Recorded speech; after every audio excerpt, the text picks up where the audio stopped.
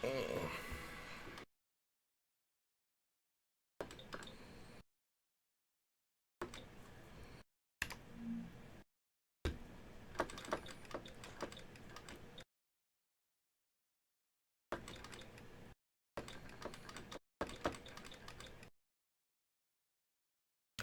it going, Virgil?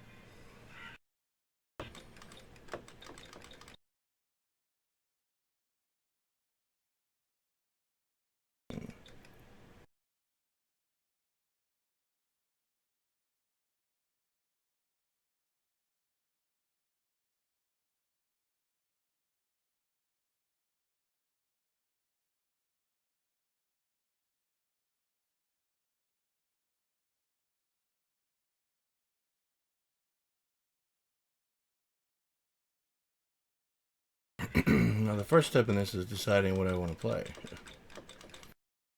I never go into this with an exact plan, I guess.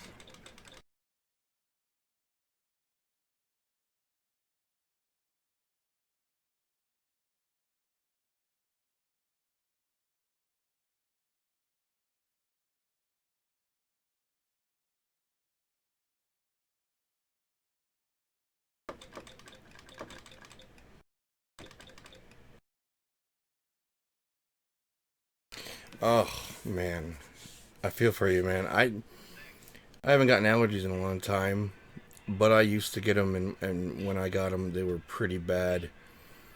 When I lived in Chicago, I got them once a year, and they lasted 2 weeks, and then they'd die down, and I thought they were gone, and then they'd come back for another 2 weeks, and I was in freaking agony the whole time. Sneezing, just sneezing after sneezing after sneezing. Luckily, since I moved out of Chicago, I haven't had the same problem anymore. So it was probably smoke or something getting to me.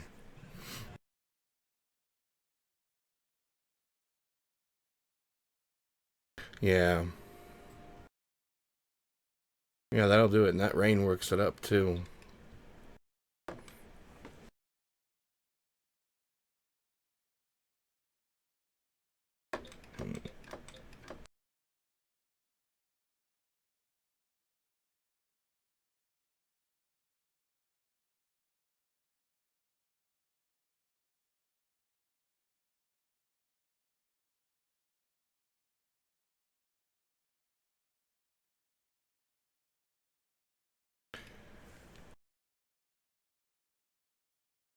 Yeah, it's all about the area. I used to work in a warehouse a long time ago, and it was a light bulb factory. And I swear they had light bulbs from like when they were first invented in boxes there, and they just sat on shelves. And their thing was um, pretty much if you need a bulb, they have it for no matter what it is.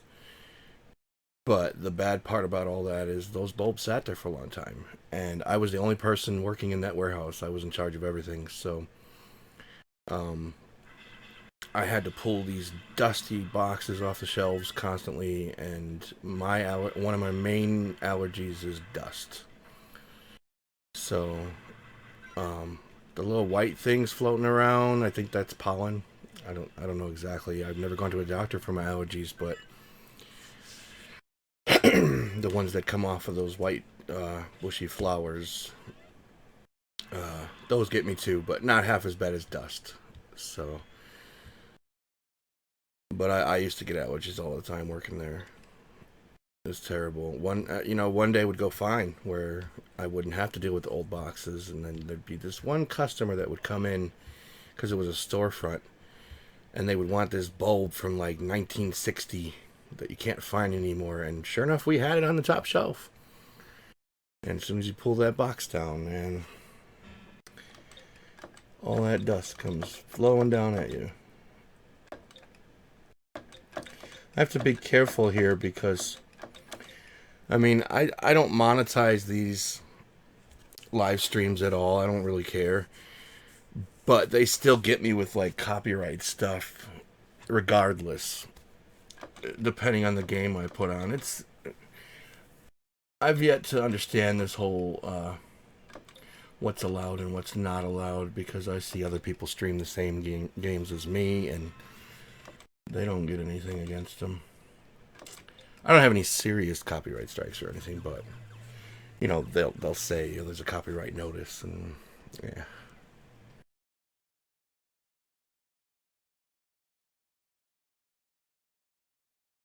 $95% of everything. Oh my god.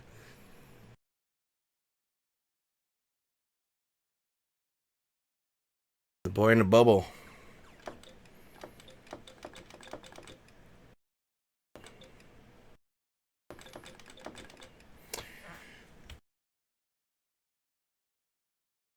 Are you serious? For what? What does he do that gets a copyright strike? Yeah, he does guides and stuff, but mostly it's just desktop programs he's got open. You know, he'll open Launchbox when he's working on them, but he doesn't actually launch any games or anything. Not that I've ever seen him do. I can't imagine what he would get a copyright strike for.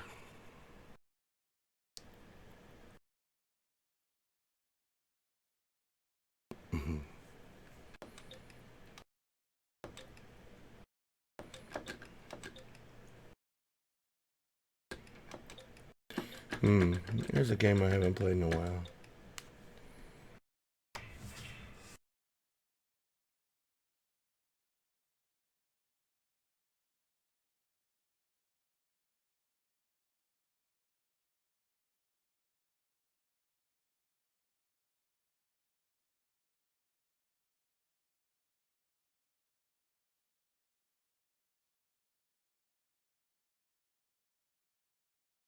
Now, don't judge me if I have to go to the menus and check the moves and stuff, because it's one of my favorite games, but I don't play it often enough. From RetroPie Group for showing a RetroPie pre-made with images or something stupid. People do it all the time, but they pick on him. Really? That's terrible.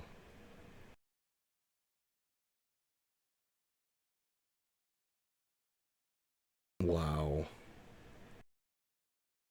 Yeah, you see, I'm like walking on eggshells now with YouTube, because I don't even run. I used to run my arcade volume through. Sneezing on everyone. I used to run my arcade volume through the stream so people could hear the games and stuff. But I'm so afraid I'm going to get a copyright strike, and I don't do it anymore. I just. Wow. That's nuts. You know how many people are on YouTube with these things?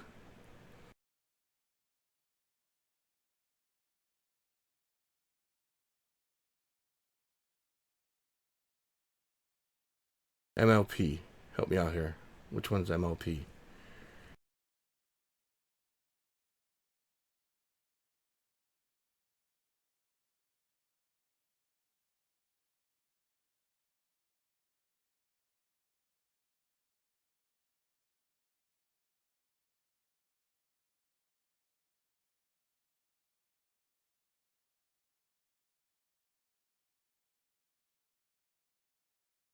Oh, Mad Little Pixel. Okay. Oh boy. Yeah. See, I don't go that far. I have my own download site. I keep to that. I only really put up stuff that I've put together. I don't put other people's stuff up. I don't put together RetroPie stuff or anything like that. I guess I'm just, like I said, I walk on eggshells with this stuff because you never know. I mean, I talked to Circo, and I'll be putting all my stuff on the Emu Movie site on their FTP pretty soon. But I mean, hey, what's up, Brian? Been a long week for me, Brian. I'll tell you what happened to me and where I've been. I actually streamed the other day, but nobody showed up, so I was just like, ah, screw it. I didn't even upload the video. It wasn't worth it. I streamed for like an hour. I was a sad puppy sitting here by myself. I was like, man, everybody abandoned me.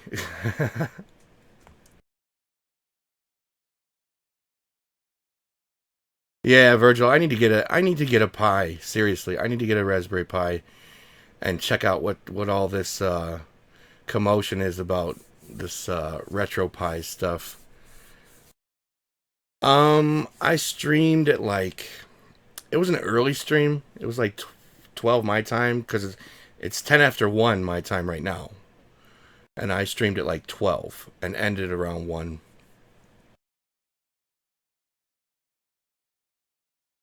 Oh my goodness. You know what, Virgil? My first video I ever did on my channel was a room tour video. I wanted to start off with a room tour. And on the TV, I turned all my TVs on and had video games playing on them. And on one of the TVs was a Legend of Zelda game, the Link to the Past, playing in the background. And that music was playing. And the entire video lost its volume because of that.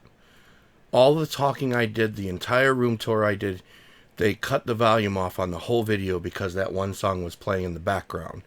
So I had to do it all over again and not turn that on. It was terrible. It was my first experience with YouTube, and that happened. Although I gotta say that I think they become more lenient with what you can and can't put on YouTube. The more subscribers and the more videos you start putting out, they become more lenient, or they were.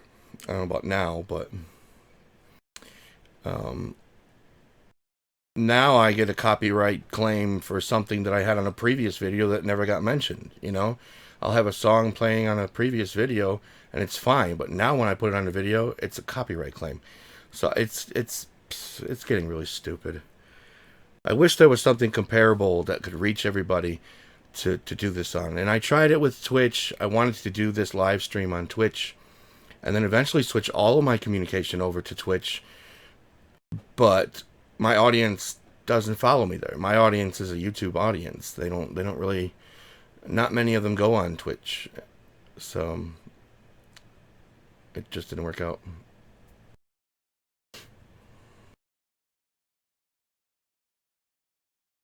Oh, Virgil, you know what? Um, yeah, there's no point when I have a PC. But what I'd like to do is take a RetroPie. I have an X Arcade dual stick. I'd like to take a RetroPie and put it inside there and have a all-in-one arcade stick that I can bring anywhere to anyone's house or anything like that. That's what I'd like to do with the RetroPie. Because there's plenty of room inside the dual arcade stick.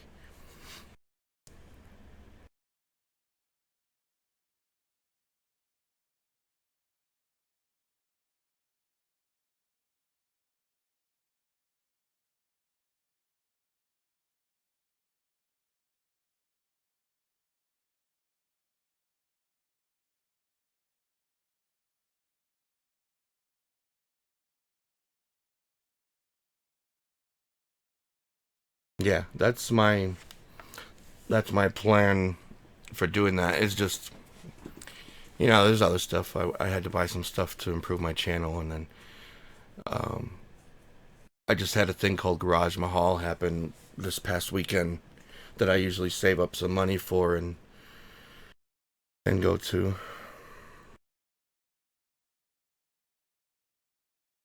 Huh. You fight with it more than the game.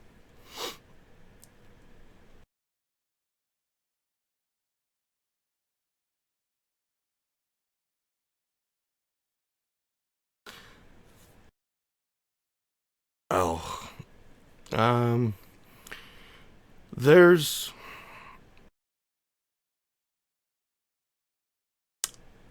I got some decent stuff. There's one on the horizon that the lady hasn't called me back yet. It's a box of like 100 Nintendo Power magazines. It's literally from number 1 to 100 of Nintendo Power magazines in great shape. But she couldn't sell them to me there. She didn't even have them out to sell. I just saw the box. It said Nintendo Books. And I said, let me look. And she's like, oh, that's not for sale. And I asked her, how much do you want for it? Everything's for sale. I didn't tell her that, but um, I offered her $30. And she said she had to ask her son, and so she She called her son. He's out of town, so hopefully she calls me back sometime soon so I can scoop those up. If he says no, I'll offer a little bit more money, but um, probably my best deal. I'll show you guys what my best deal was.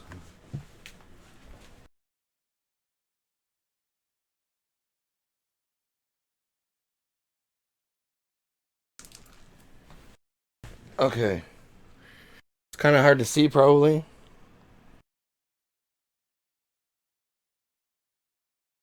but that's a Cortana Funko Pop, and I got it for $3. And these things go for like $80 to $100 for this one pop. But I did also get yeah, I know, Virgil. I know. I haven't heard of the Tinkerboard, Brian. I've never heard of that one.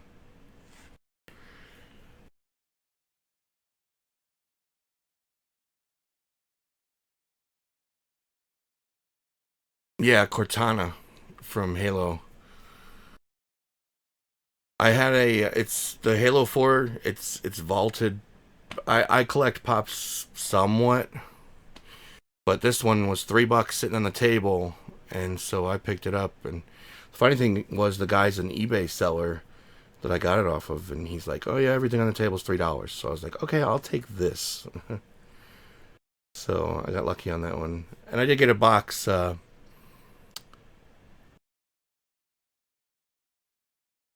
have to check that out,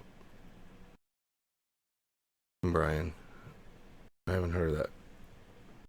I did get a box from a lady.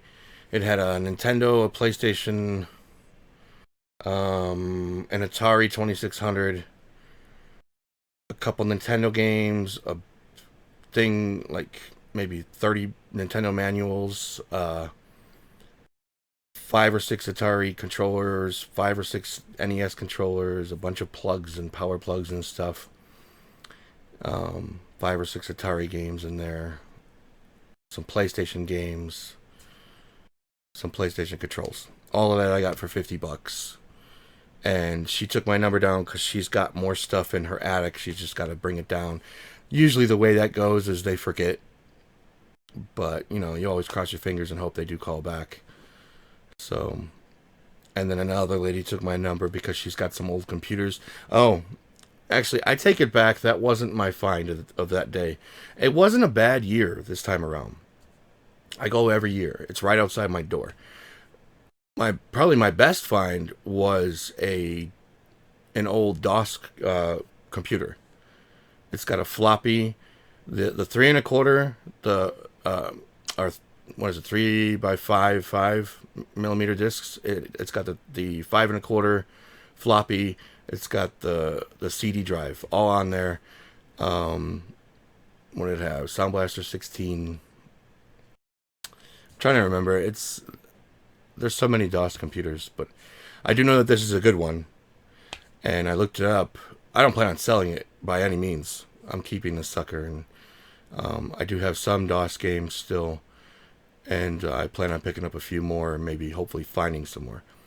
But on eBay, this thing's going for like $400 or $500. This computer, just the tower, and it came with the original mouse and keyboard with it. So,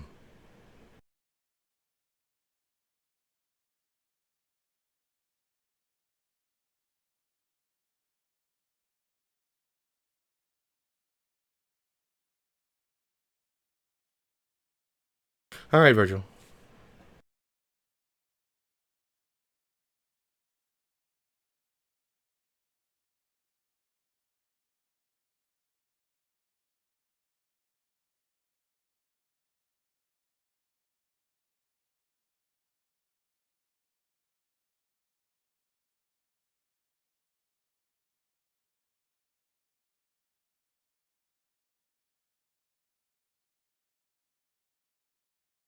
So I got a guy, a subscriber, um, who requested like, geez, 3 or 4 months ago if I could take my fades It was back when I only had like the original 100 fades done, and I've got like 208 now or something like that. But he asked if I could take my fades, the artwork that's on the top left, and make wheels out of it.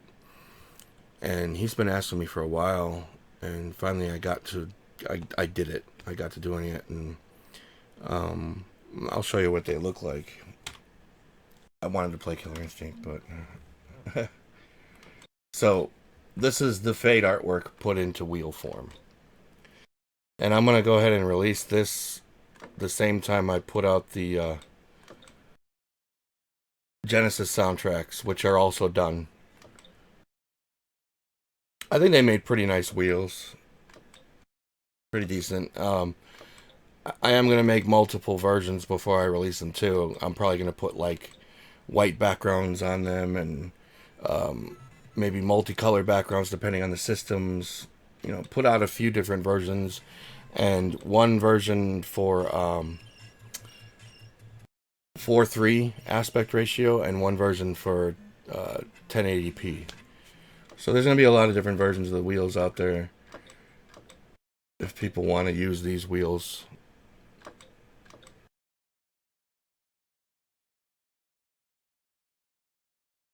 I'm glad he talked me into it because I like the way it looks now with these.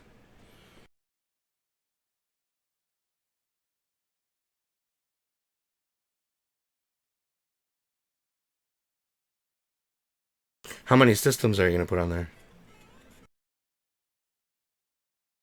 And how high are you going on it? Are you like going like Wii games or PS2 level or just older stuff? Because with that graphics card, I'm sure you can handle the PS2 level.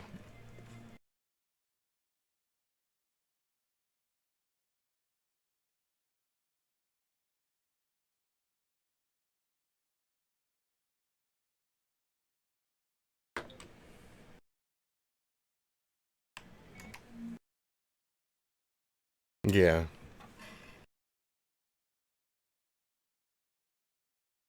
I would love to have an entire library um, of the PS2 games. Although a lot of them don't work, but they're always improving the emulators, so you never know. One day one game won't work, the next day it will. So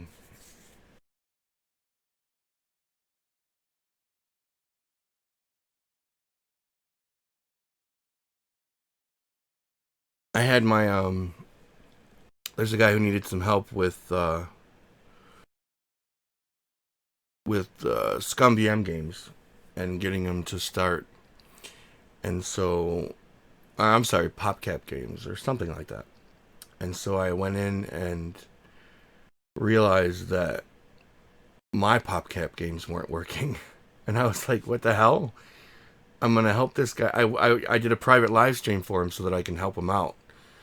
Um, and I'm like, my stuff's not working. How am I gonna help him? But I helped him the best I could with getting him to work. And then, yeah, R-Type is awesome. Gradius. I used to play Life Force when I was a kid. Um, and then he needed help with Mugen games or Mugen, whatever, however it's pronounced. And then I realized my Mugen games weren't working.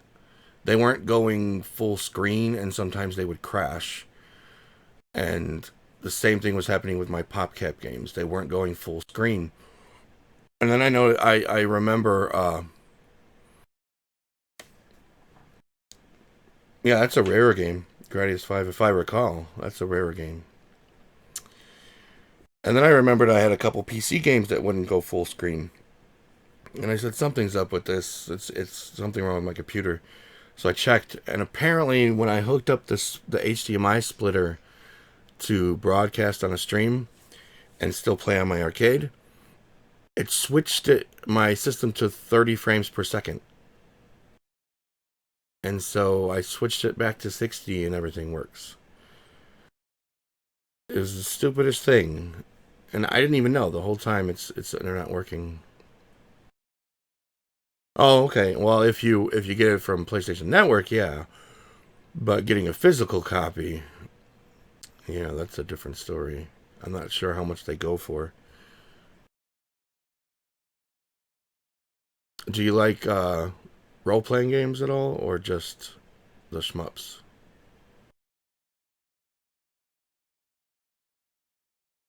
No, well, that's kind of important when you want to get something from PlayStation Network on the PS4. You gotta have a PS4.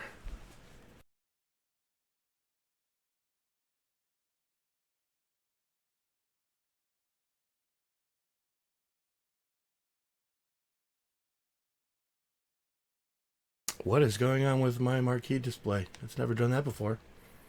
Interesting. Hmm. It's stuck. That is literally the first time I've seen that happen.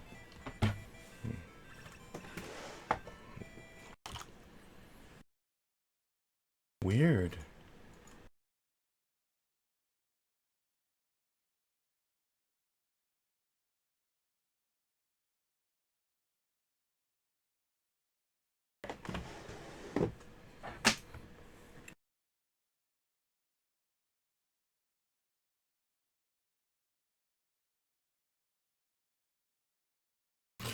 Yeah, I love fighting games. I used to be better when I was a kid.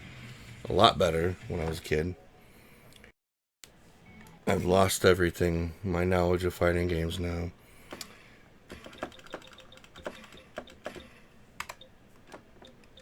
Okay, I'm gonna try this for a third time and hope that it doesn't screw up.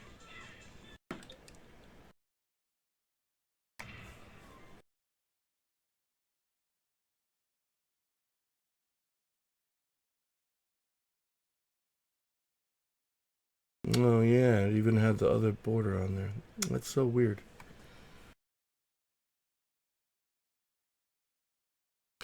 My favorite Street Fighter game is which one is it? Capcom versus SNK.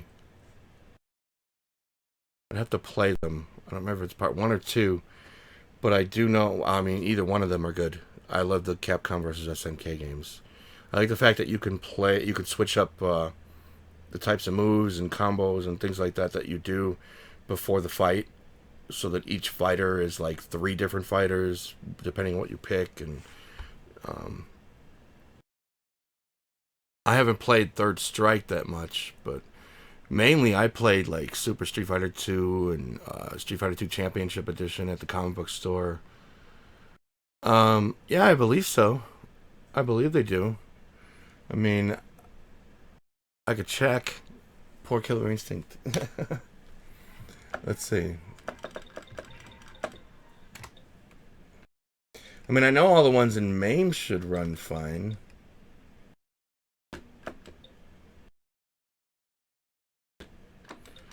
I got this Street Fighter 2 Turbo. Yeah, this one works. And then the new Challengers. This works.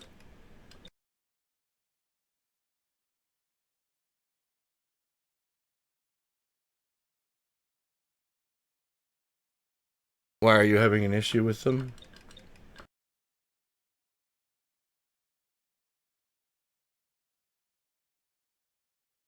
Third Strike. Here, let's start up Third Strike.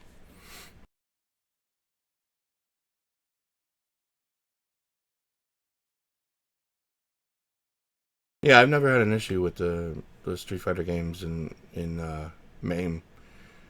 Even the CPS3 games, they run perfectly fine. See, it starts up.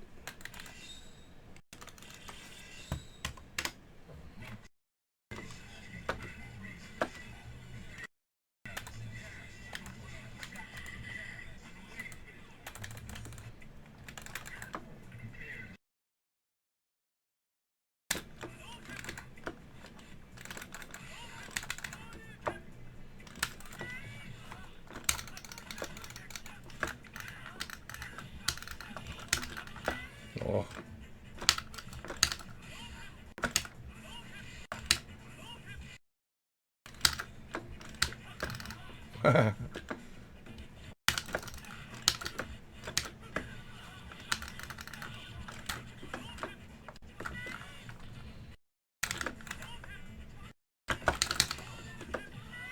Oh, really?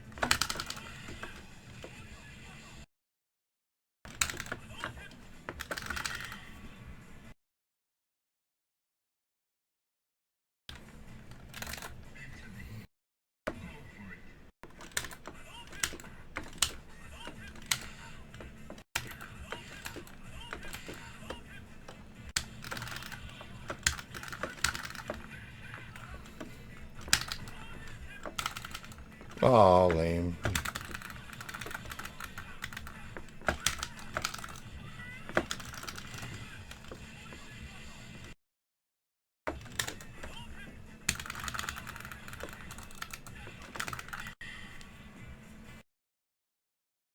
I'm all crooked over here. I'm like right in the middle instead of on the side where I need to be. Now you got me playing this. Now you lost me.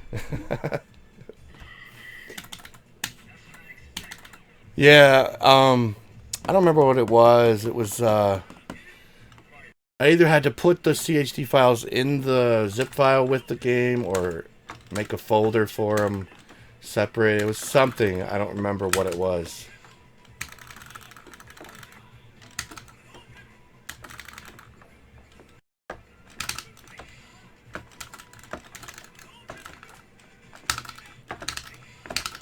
Really?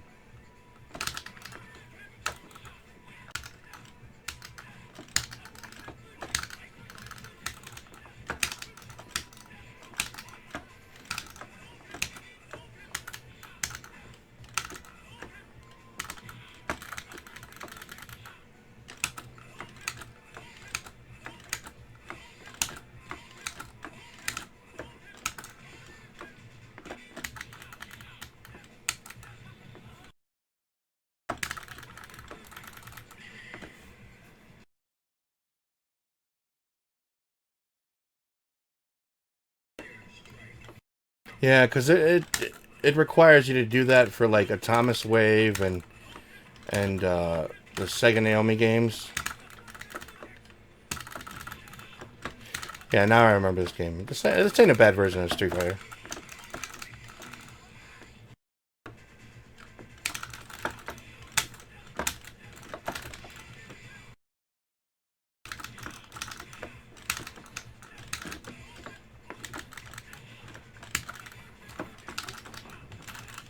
Come on.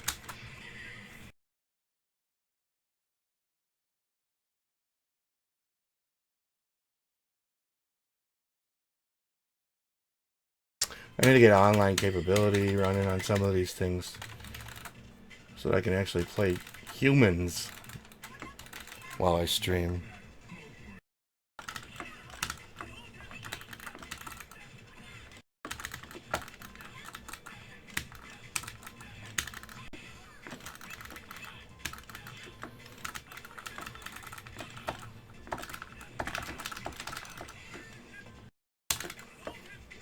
I might actually lose her.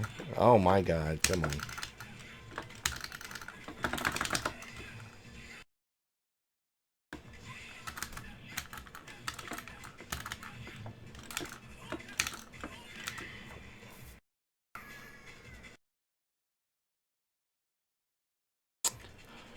Yeah, I have Fightcade running. I don't know that Third Strike is on there. I haven't checked it in a while though. I don't remember.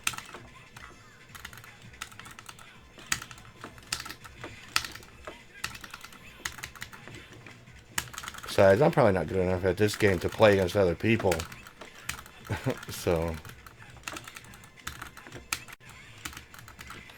but something like the other games, like a PS1 online capability.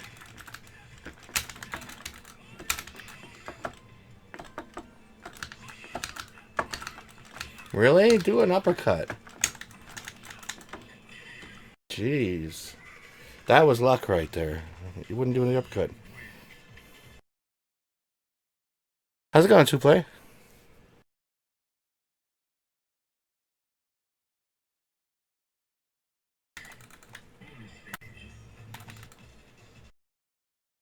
Oh, you have to hack it to show up.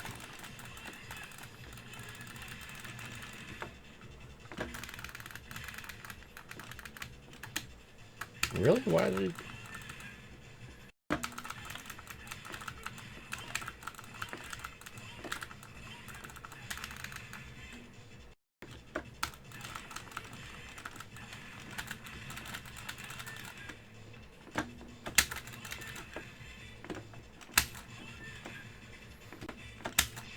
I'm probably doing this all wrong.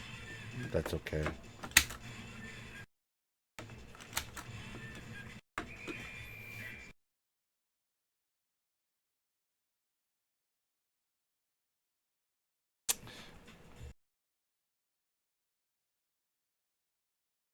No, I have not done any upscaling.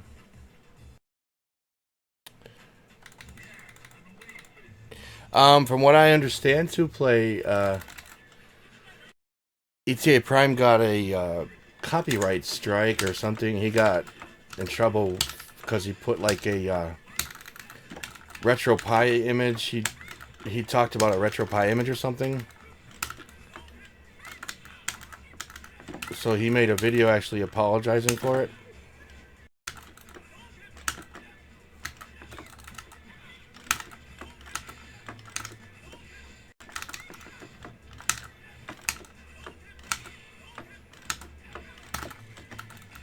Uh-oh, she got me.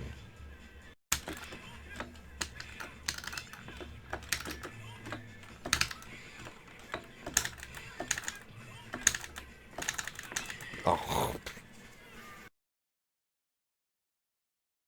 Oh, he said where to get them.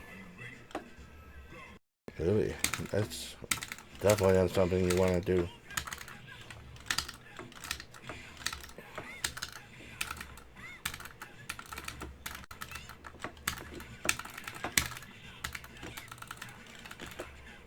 I'm trying to get past this a little easier, but it's not working.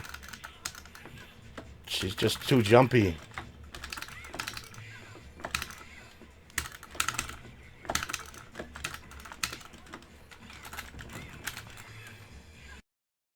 Oh, and she got me. And there we go. Okay, that's all I can stand losing. So yeah, I know all these work.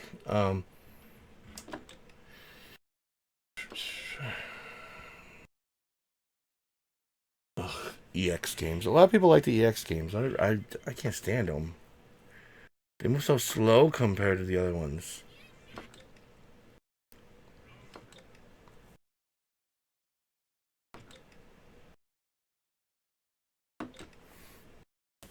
Here's the best one right here. I don't remember if this is... No. It's on...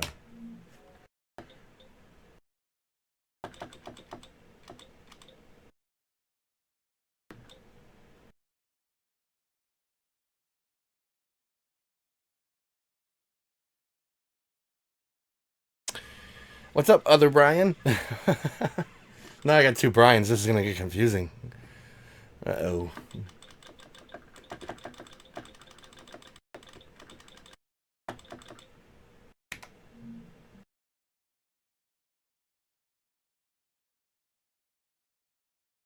There we go.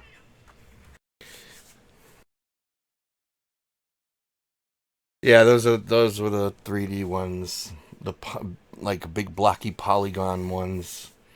Ridiculous versions of Street Fighter.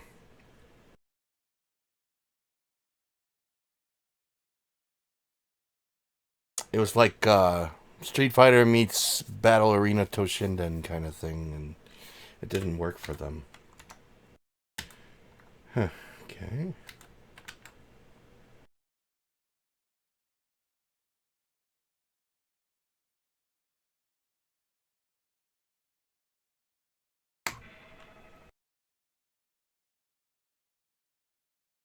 The good Brian? That's funny.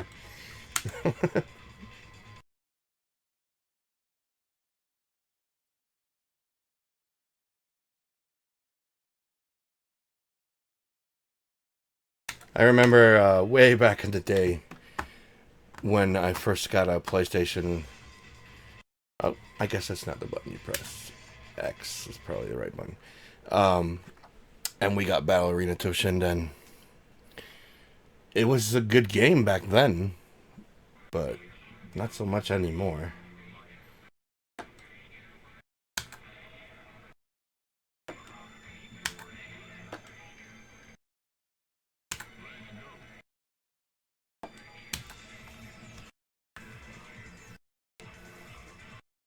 Evil.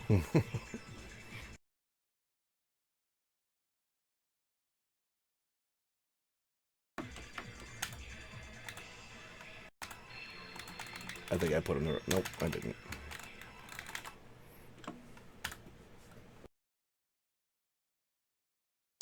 I gotta get some scan lines going on this one. Looks really pixelated. Never got to the system for that yet. It don't look so bad on the stream, but it looks pretty bad on the monitor here.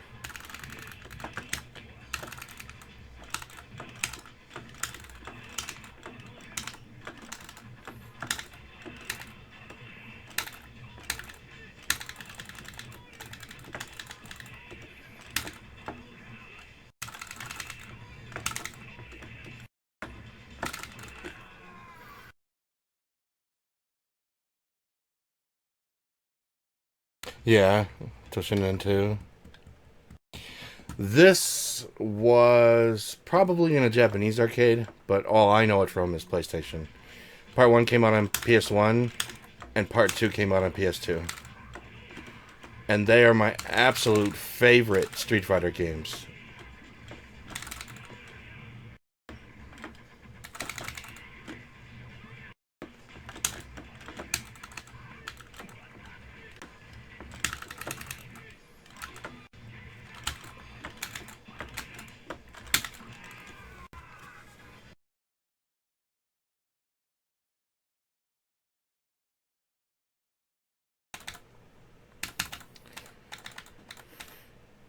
I got a friend who comes over once in a while, and he's a young guy. He's in his like mid-20s, and we'll play some video games on the systems over on the side over there. And he's really good at Marvel vs. Capcom, especially Part 3. And I like playing Marvel vs. Capcom 3, but I don't play it seriously. You know, I don't do it competitively or anything like that. I just play it because it looks cool. Because I can play Deadpool, you know, against all the other crazy people that got all the other crazy people that got in the game. So he takes it seriously. He wants to be like a professional competitor in that game. And he comes over and he just embarrasses me with combos and air combos and all kinds of crap going on. And I don't even have time to react. Oh, this lady is...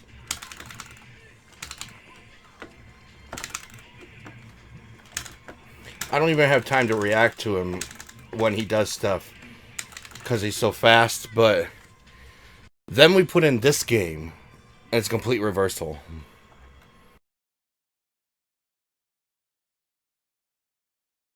Really, the headquarters for SNK? That's cool.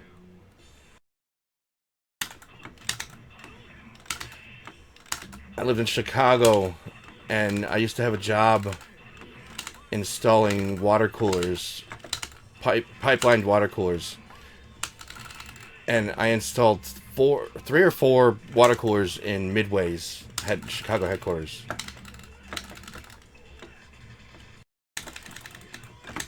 And those video game companies, when you go to their places, it's just as cool as you think it would be.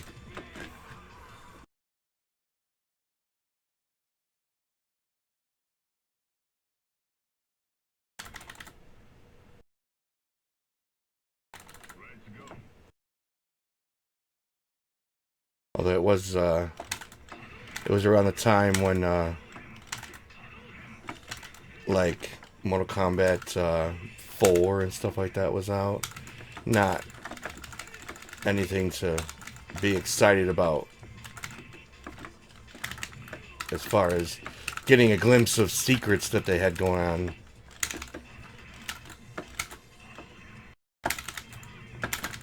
Come on, do the special.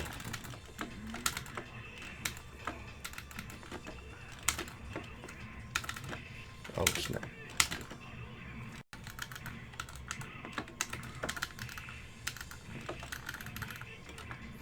He's gonna beat me.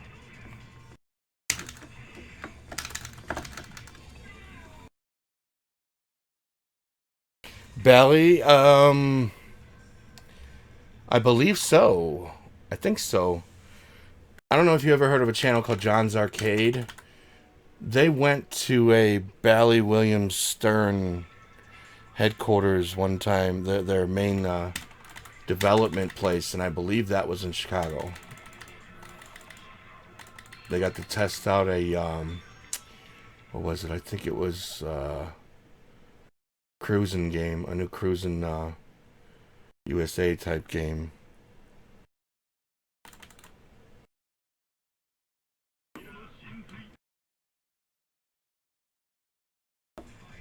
But I don't know if we have like a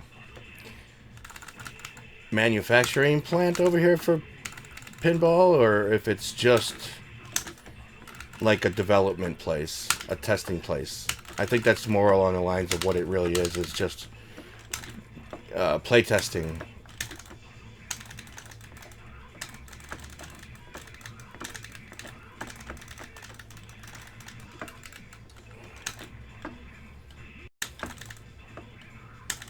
Ugh.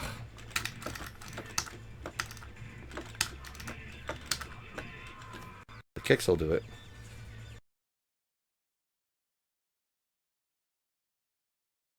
Really? From John's Arcade?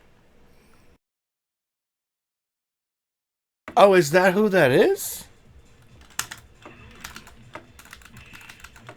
Are we talking about the same person here? Because he's got that YouTube channel. He's got like 30,000 subscribers. He's got a basement full of arcade games. How's it going, Monkus? I'm distracted by Street Fighter at the moment.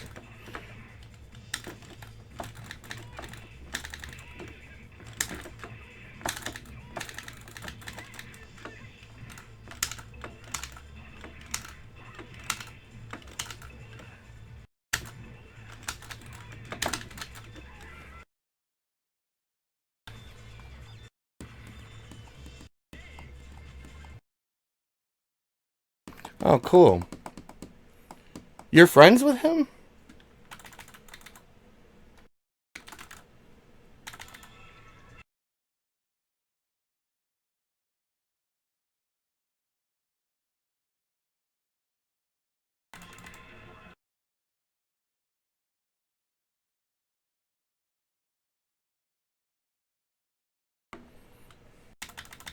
Oh, you people and your fancy graphics cards.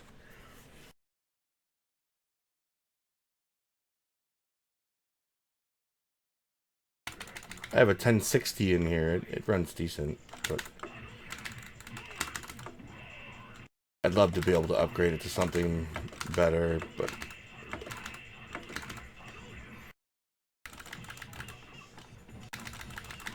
oh, come on. You know what? If you come on for a lot of streams, you'll probably notice that when I'm playing like a tense game that I actually like really care about winning, like this, I tend to have this weird thing where I hold my breath while I'm playing, and then once I win or whatever, I'll breathe. One day I'm gonna pass out on the stream, so just letting you guys know why I passed out when it happens.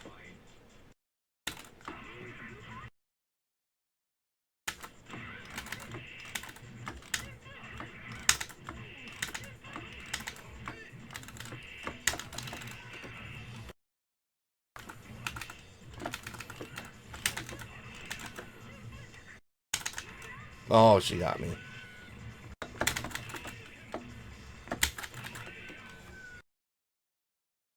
Call 911. What's the address, sir? YouTube.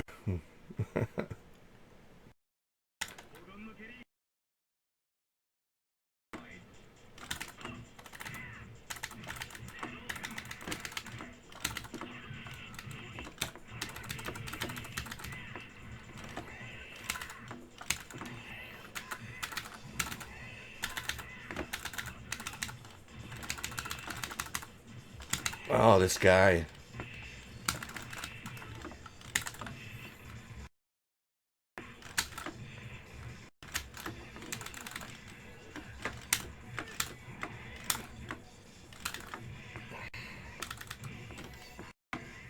Mm.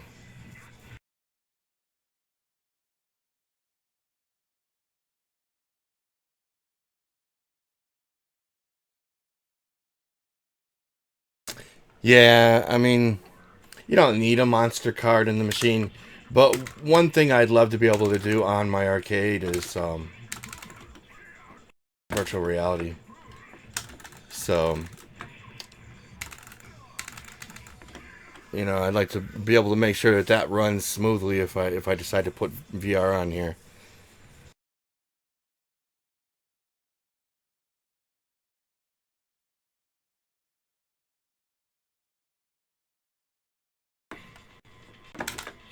Control the display. You mean you got one of those little LCDs on the front of the case, and you want to know if you can display hyper oh, can't talk, hyperspin stuff on there.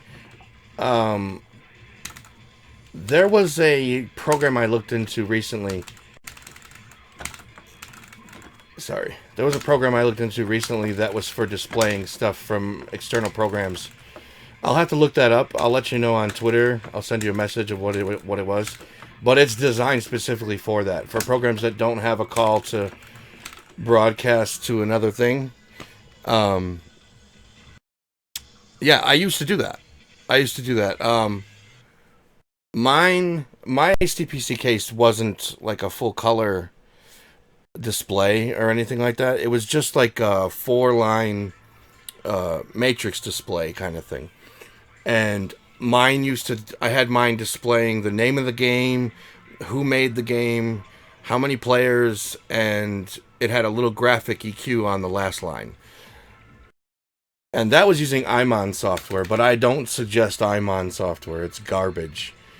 It it was more problems than it was worth. But there is alternative software that you can use. Um, Vacuum fluorescent display. That sounds way too complicated for me. That's out of my area of expertise. That's for sure.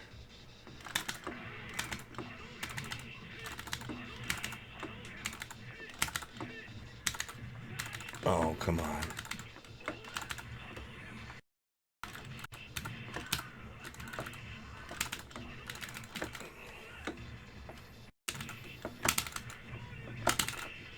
Oh, he got. Oh.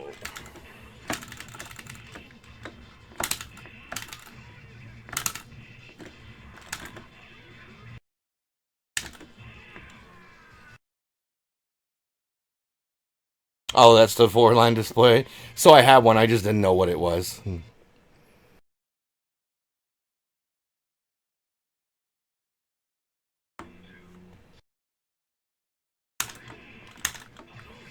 I just know that mine was made. It was a thermal take case, I think, and it was made by the display was made by Imon, and Imon is like.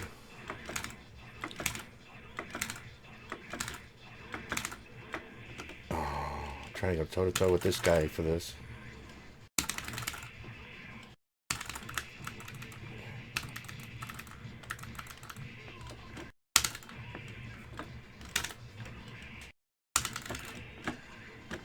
Ah,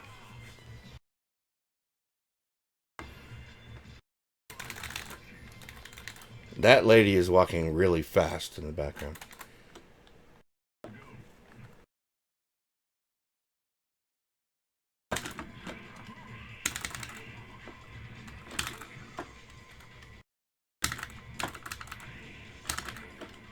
Oh, here he goes.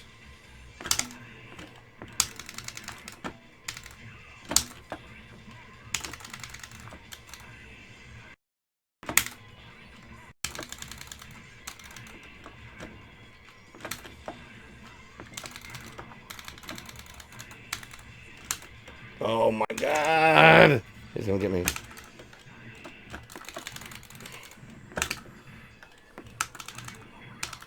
Oh, and there it goes.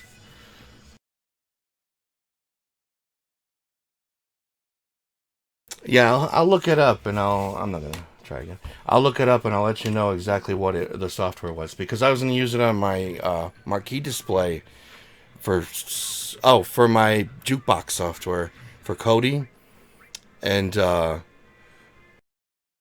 it displays like the controls that you're pressing and the album art and all kinds of cool stuff. But I would have had to change some things on my marquee, and I wound up not doing it.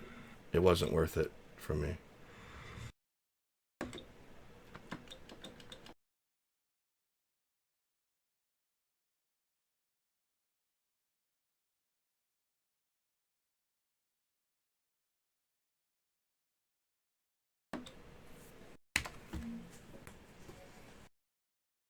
Yeah, if you're looking for media playback, this thing is really awesome for that. I mean, it doesn't even go through Kodi either. It goes through if you have an existing like thumbnail folder, you can even make your own. If you have an existing thumbnail folder, it feeds off of that thumbnail folder to put the media onto the screen. It doesn't rely on whatever program you're using. It relies on the structure you set up, kind of like the way Hyperspin works. It doesn't care what emulators you use. It just shows the media that you put in the folders. That's what it does. So if you have thumbnails for games, now see that might be a different thing. I don't know how exactly it communicates because I stopped looking at it when I found out it was going to mess with my marquee the way it is now. But I'm sure that it communicates with Hyperspin the same way that it communicates with Kodi. Uh, and you just make a folder with thumbnails in there. You would most likely have to create another directory because you don't want it pulling the larger files that Hyperspin has in its media directory because it might be kind of slow on a smaller screen like that. Um, oh, so just text. Okay, so you don't need images or thumbnails or anything. All right, sorry, I must have missed that somewhere. All right, so you just have text. That shouldn't be a problem with this thing. It does text. It'll say the name of the game and all that stuff. Um, trying to remember what else mine did. Oh, it read off the descriptions too. So what it would do is it would show the name of the game and then a hyphen and then the description of the game. Kind of like the way my marquee monitor is doing right now on the top of the screen. That middle line, it does that. And then the second line shows how many players. Um, it's usually just a straight config file. You just tell it what you want it to say, and then you run it off of either XML or text files with your information in there. Which, if it's XML or text, that would work through Rocket Launcher's database. I mean, through their database files, possibly. But I can't say for sure. I really couldn't tell you how to use it because, like I said, I know it works. I know what it does, but I don't know how it works because I stopped reading about it and learning about it the moment it was going to mess up my screen. Yeah, yeah. Your screen plugs in USB. Um,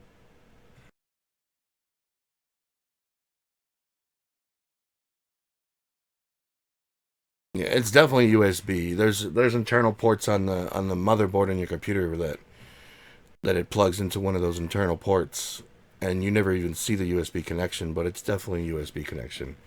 That's how mine was. You'll see ports on your motherboard like USB 1, USB 2, and then it's going to take up one of those slots.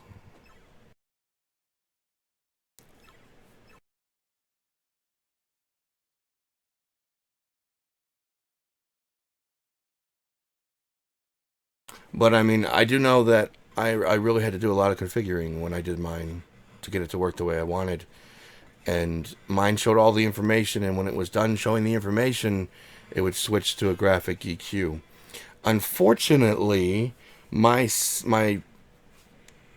4-year-old son at the time, no, 3 at the time, decided it was a cool idea to take his thumb and push the screen in, and he broke the little plexiglass cover that was protecting it. Um,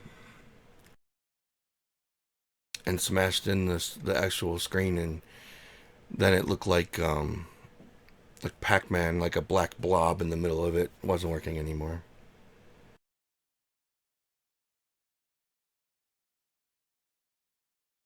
Yeah, and you can't buy a replacement one for mine.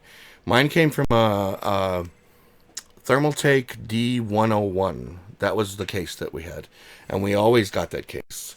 It was our third case, or second one. I'm sorry. Um, the first one we lost in the fire. I was able to get it out of the building, but it smelled way too bad to use, so we had to toss it. And then the second one we bought, um, I got off eBay, and I had it in my watch list. It was like $150 or something for the case. And then when I was getting ready to buy it, um, the guy took it off of there. So I actually sent the guy a message and said, "Hey, I wanted to buy that case, and you took it off of the buy it now thing." And he's like, "Oh, well, I wasn't charging enough." And you know these people on eBay sometimes. I wasn't charging enough. I didn't put the right price. So 199, and I'll put it back up just for you. And I said, "Okay, fine." It's a rare case. The D101 is extremely rare. And I had everything set up already in the hard drive for the D101 case. So it was either number one, go with a different case and start from scratch on configuring everything, or number two, buy the same case I had and still have my configuration going. So I really didn't have a choice but to drop the 200 and get the case again. But now I don't even know if you can find it. I know they stopped production like 5 or 6 years ago. I need to let go of the past here. I need to move up to a newer case. But we have no interest actually anymore in making an HTPC. Uh, it was a HTPC case. It was it had a volume knob on there. It had the media buttons on the front. It had the 4-line LCD display on there, and it looked like a an audio component, you know.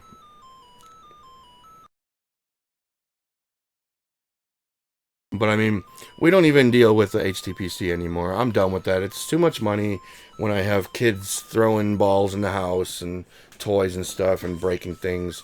We lost a 55-inch plasma TV a couple years ago because my youngest threw a toy at it and cracked the glass screen. So we're done putting expensive stuff in our living room. I'm just using an Amazon Fire TV right now, running off of a Plex server. It runs Plex, and I have my Plex server running on my main computer, and it works perfectly fine. And my dad gave me his Netflix account even, you know, to use that. And so I have Plex with my normal media, which I have like 22 terabytes of normal media. I know, right? This is why we can't have nice things. That's what I tell these kids all the time, but they don't really care. But I have my 22 terabyte Plex server going, and Netflix, and that's all we need. We've been talking about canceling cable because of it. We don't really, we're not even able to watch the stuff we got. I'll sit down with Netflix now and find something every time, you know. Plex has that voice control, Alexis or something, Alexa, and you just say what you want to watch, and it comes up with all kinds of crap. And I've been a seriously old man lately, watching a lot of documentaries, and Netflix has no shortage of documentaries. You know what, Lord Monk, is the funny thing is, after they broke the plasma, I was so upset at these kids. Okay, granted they're 3 years old, and the other one was like 12 at the time. Um, they should know better at that point. As many times as I told them uh, to not throw things in the house, so they together as a joint effort broke that TV. So I told them no more TV, no more TV. We went to Goodwill. We got them a 19-inch TV with a built-in VCR, put it in their room, and said, pick out some VHS tapes. If they want to ruin our technology, they don't get technology. So I said, pick out some VHS tapes. They picked out some movies, and that's all they got to watch. They weren't allowed in our living room because I had to take my TV from the game room and put it in the living room at that point. So I had no TV in my game room anymore. So my girlfriend wasn't missing out on anything. It was basically just a hiccup in TV watching, a small point in time. Uh, yeah, that's all right. 2600. No, the funny thing is, I don't give them video games in their room, but um, yeah, I had a small black and white TV too in our room, but I don't give them video games in their room because if I do, nothing will ever get done. Uh, the older one is 14 now. He's got chores. The younger one has homework and things like that from school, and trying to get him to do, be responsible with a couple of things he's got to do, and none of it'll ever get done. So I try to keep him away from video games. But when everything's done, then they can come in the game room. My girlfriend thinks it's just an excuse for me to hog all the games, but I swear that's not what it is. But see, my 5-year-old loves video games. And first thing in the morning after he wakes up, he's got school in like 10 minutes. And the first thing he does is come in here and sit at the arcade machine slamming on the buttons. Playing GameCube games and stuff on here. I'm like, there's a lot more than GameCube games, but I never had a VIC-20. I always wanted an Atari computer, but we didn't have the money for that when I was a kid. But my dad did have a Commodore 64, and he did have an Amiga 500, and we did get those handed down to us. I don't think he actually handed down the Amiga, but he did hand down the Commodore 64.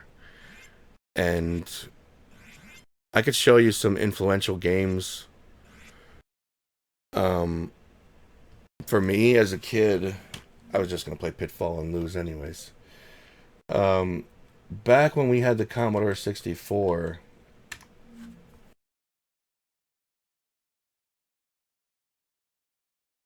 Sinclair. Oh my god. Oh boy. I don't even. Here we go. This right here was the game that I played the most. And every time I mention this game, no one's ever heard of it. This game was so much fun back then. Castles of Dr. Creep. And then there was the E.T. I think that, you know what? I think that's a toy. Some of the artwork that I used was actually toys that I cut out of pictures to make it look more real. And that E.T. is kind of creepy looking. The Kratos one, too, was a statue. A statuette. And I thought it looked pretty awesome because it looked real. The face. Hounded on the Nintendo 64. Let's see. I don't know. No, I don't have it on here apparently. If I never heard of it, I usually didn't put it on there. This game I played a lot too. A lot.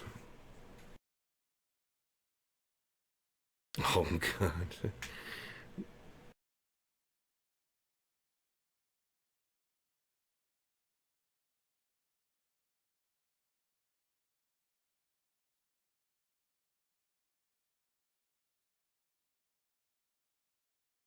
A dog racing game? Interesting. Never heard of it. Hmm. Eventually, see, here's the deal with my games. I'll put what I think I'll play or what I know on a system, and I'll just leave it that way. So right now, I think I got like 200 games for the Commodore. I don't even know. I'm just throwing it out there. Um, and then when it comes time for my Rocket Launcher Experience package for that system, I'll get the rest of the games and I'll put them in there first. That way I can do as much as possible. Like before I did Scum VM, I only had like 80 games on there. And then I got like 30 or 40 more or something like that and put them in here just so I can get the media done. I left out all the sports games and stuff like that though because I just didn't see the point. But so if I don't have it now, I'll have it eventually when I get to the system.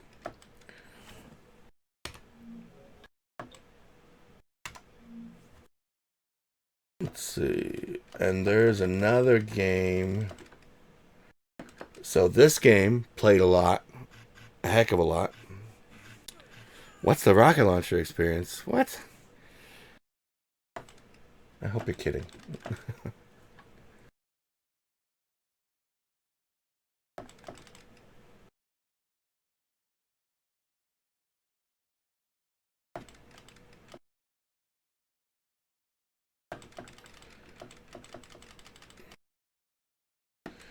See, this game, played this quite a bit with my dad. He used to beat me all the time.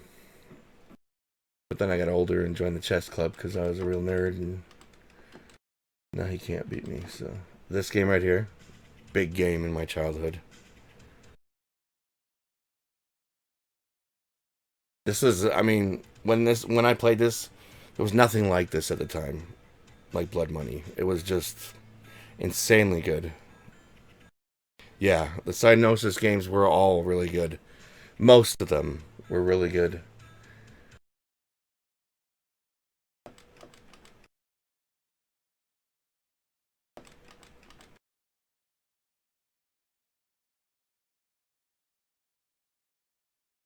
Hmm. Psygnosis. No. Played these. Played the hell out of these. And then we couldn't beat it on the Amiga, so we got it for Super Nintendo.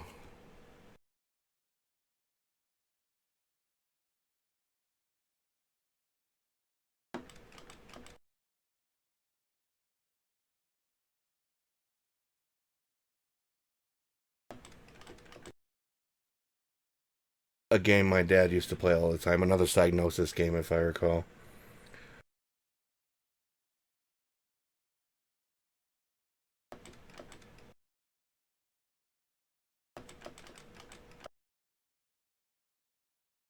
But see, I don't have a complete set. I don't know. I know I put a lot of the action type games. Another Psygnosis game that was good. One of the earlier ones.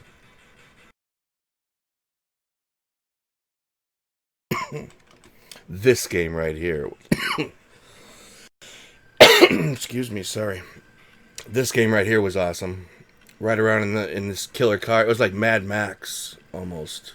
Well, not almost. It pretty much was like Mad Max.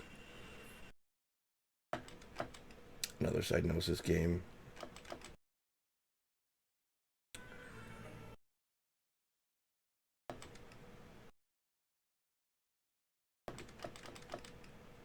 Which one? Project X? Yep, right there. Can't say I played this one when I was younger. It looks like an arcade type shoot 'em up, as opposed to their slower paced stuff that they usually do, like the bullet hells that they got.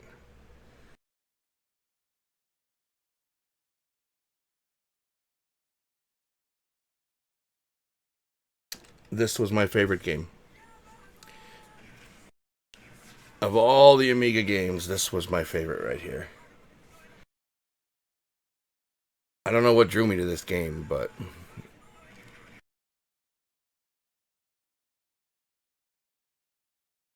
I guess it was that it wasn't like overly difficult, and it was extremely rewarding when you got further,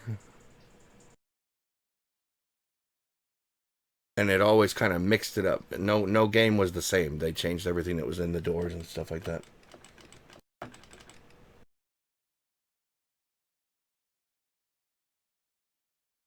Paradroid? Oh. Hmm. I haven't played this one either.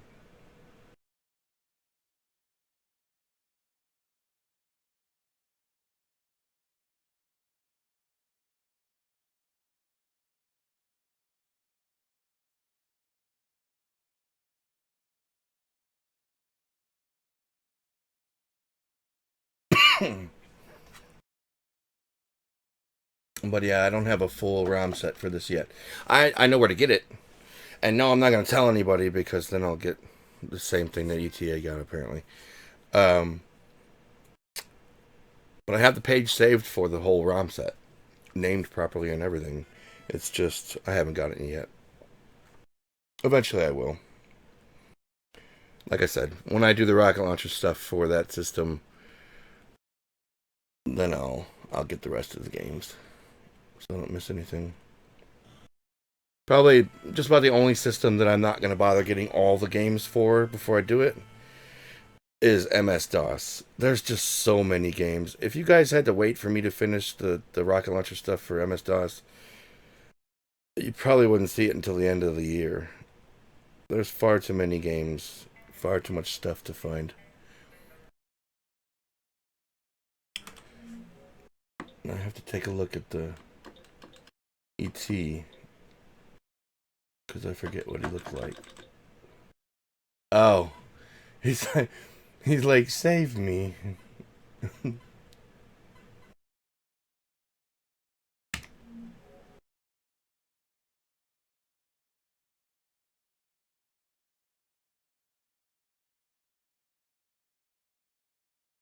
I'm gonna go AFK for a second here. Um, I'll be right back in a minute.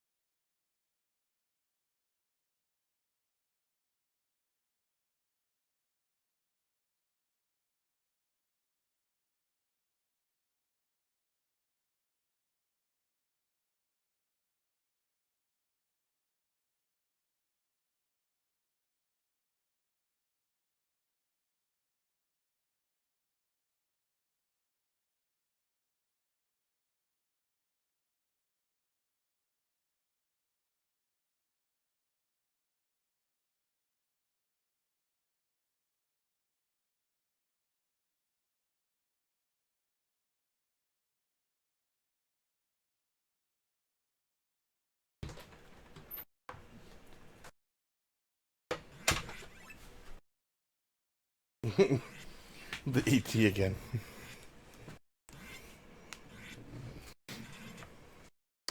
Yeah, it tends to go to the same games. It's I mess with the timing and it doesn't matter. I'll set it for 6 seconds, 10 seconds.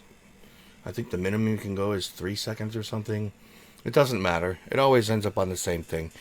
If I leave my volume on my arcade, it drives me nuts because I'll hear the same sounds over and over and over again. That's one thing I don't like about Hyperspin is, and sometimes I'll even add some games in there just to stop it from going to the same ones. I think maybe it's just because the amount of games I have is just the right proportion to make it go from one to the next, the same games. But it's not, because it winds up going to the same games over again.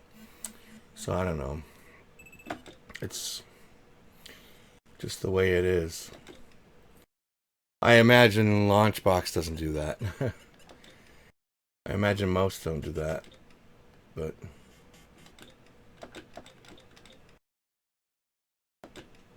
should I play ET? Oh boy.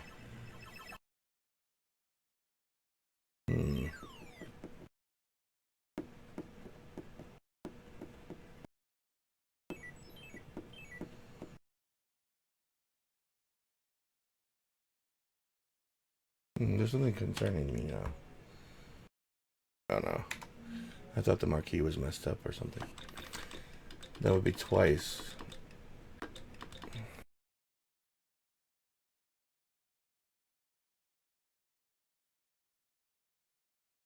You never use it?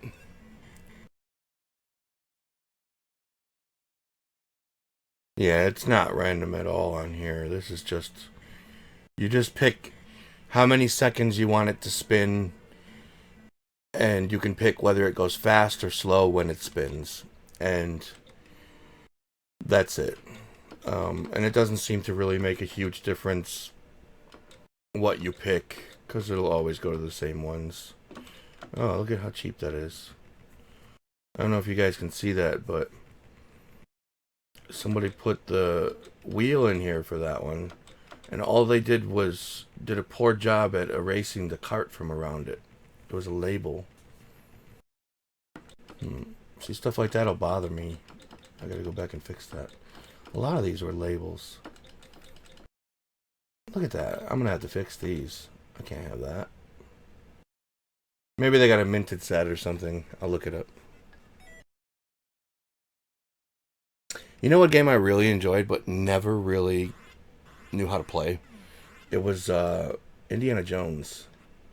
I'm curious if...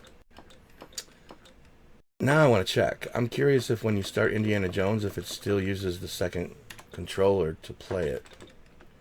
What? Oh, what was it called? It wasn't Indiana Jones. Raiders of the Lost Ark. Yeah, there you go.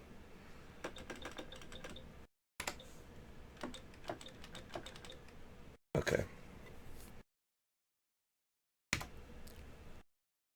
Yeah, you do need two. I'm curious if it's gonna work that way here. Oh man, I don't even remember. Oh, button. How in the hell am I gonna do this? Oh no, it works on player one. That's strange. Oops. That's nice.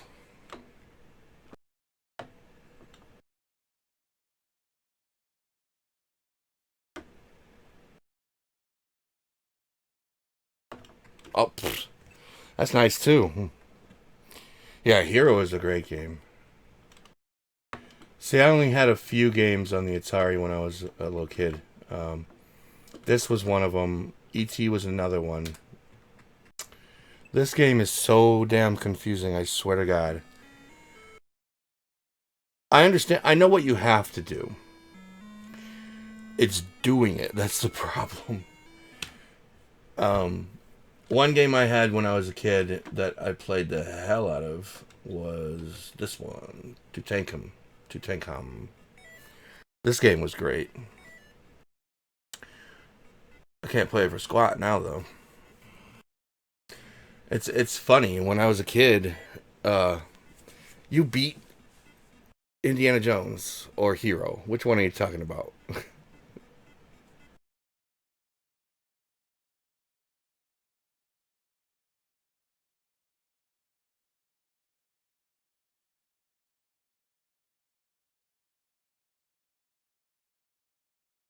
Oh boy, that's insane.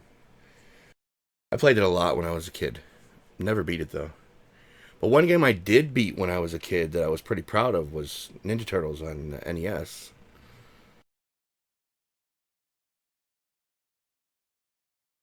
Also, Bucky O'Hare on the NES. I beat the Ninja Gaiden games on NES. Castlevania 2 did not beat. You know, we didn't have internet back then, so no way to look up when you get stuck all the time. Yeah, Ninja Turtles was tough, and let me say that second, the swimming level is probably the second hardest level in the game. Um, my dad played all the Ultima games. The closest I ever got to an Ultima game playing was the Robin Hood game on the NES. I loved that game. But as far as the swimming level, let's just say I played that enough to get enough practice to pass it easily.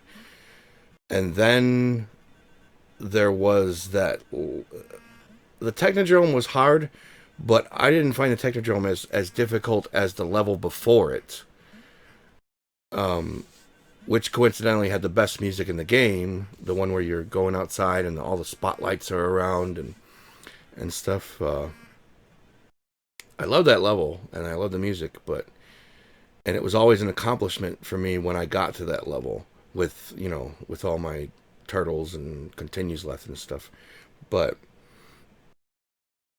that level was just a beast. It was a difficult level. The airport was difficult for a little while, but I got used to that one too. I played the hell out of that game when I was a kid, so it just kind of became. And now when I sit down and play it, it's a different story. Same thing for all the other games. Like games that I used to be really good at as a kid, I pick it up now and I'm just like, how was I ever good at this?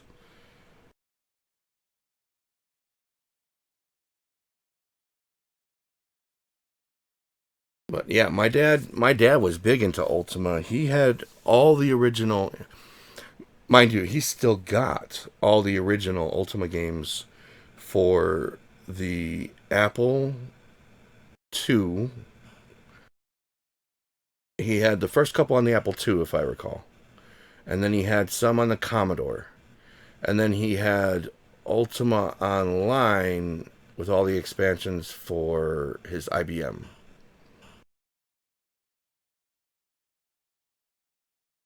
Yeah, exactly, Lord Monkeys. It wasn't like today where you can go to GameStop and get like 5 games for $25. Back then, if you didn't catch a sale, you didn't get a lot of games. It wasn't as big as it is now. The gaming industry, it was still in its infancy, and being a kid trying to convince your parents that you need another video game because you're sick of dying in ET just wasn't working.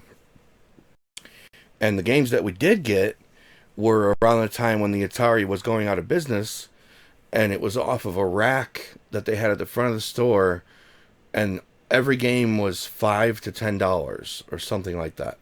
And my dad was like, "Okay, well, you could pick out a couple games." And so I think we got Frogger, Pac-Man. We got a bunch of games that day. Frogger, Pac-Man, Tutankhamun, uh, Indiana Jones, E.T. What the hell else did we have? I know we had a couple paddle games too. Kaboom and something else. I don't remember, but it was like $5 to $10 each. Yeah, yep. They were real cheap.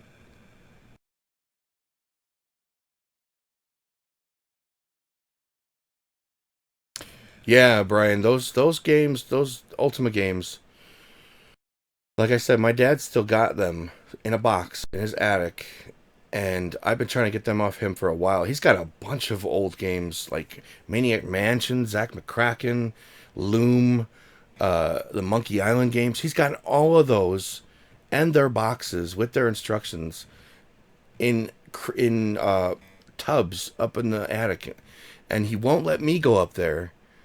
And he just keeps telling me, "I'll find them someday. You can have them when I find them." That is like, I would never sell them. I would keep them, but yeah, he's got all the cloth maps and everything. Those games are like $200-300 each for the original Ultima games, especially the Apple versions. So it's like a gold mine he's got up there. I don't want to tell him how much they're worth because then he'll never give them to me. But I'm just hoping one day he'll go up there and say, "Hey, here they are. Here you go." He's got our old Nintendo up there. He's got our old Super Nintendo up there. And with the Super Nintendo is Chrono Trigger and Earthbound and Final Fantasy 3. I have those games now, but Earthbound's $200. Chrono Trigger's $100. That's that's money right there. So yeah, my earliest memory of my dad on his Apple was him playing text-based adventures through a slow ass modem. I think it was like 8K or something. It was a really slow modem. Oh boy. But yeah, it had to have been Zork. It had to have been. Which Apple is one of the systems I have to put on here still. I just never got to it. Yeah. Yeah, I was a little kid. I don't really remember. I think I was probably like 4 or 5 years old. Maybe not even that when he was in there playing on his Apple. And then my brother and I managed to burn the place down with a candle and a lighter, unfortunately, and he lost his computer.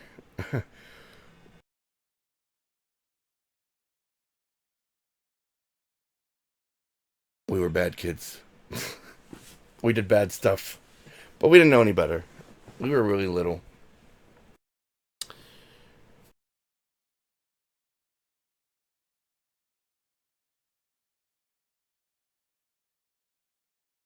I sure wish he still had that computer though, because he would have definitely given it to me. But I guess it would have ended up just like the games he's got. Eventually,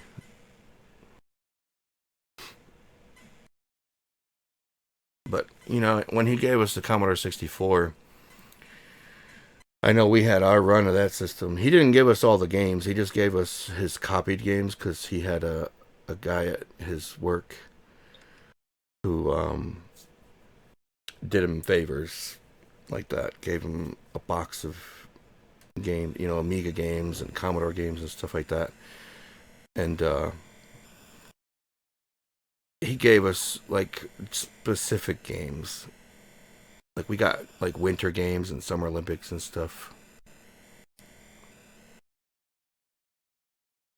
No, I didn't really do much back then other than just play a few basic games on the computer. There was a while when I was trying to make games and I would use the floppies and write stories and stuff like that and save them to them. But that's the extent I ever did with a computer. We had the Commodore for maybe 6 months, and then my grandmother gave us the Nintendo, and we never looked back. So, um, but there was three of us at that point. Me, my older brother, and my younger brother. I'm the middle child, and we were trying to share the Nintendo, and it didn't always happen. So the other two would go in the back and watch my dad play the computer games and ask him if we can play and stuff like that.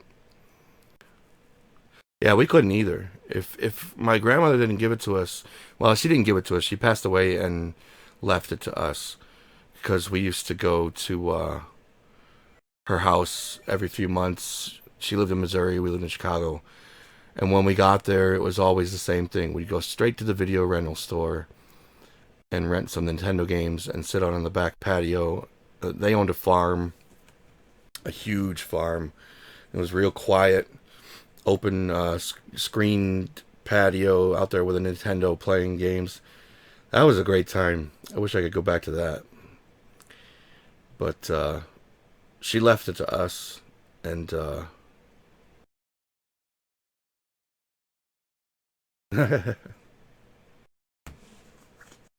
yeah, she didn't technically leave it to us. She left it to my mom and her sister to decide who got it because my cousins used to go there too and play it. But my cousins and my aunt and uncle were way better off than we were.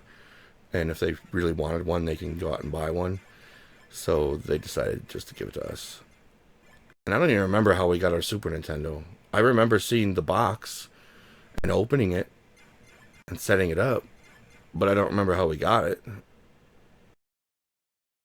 So I think the excitement was just too much. It blocked out all the rest of the memory.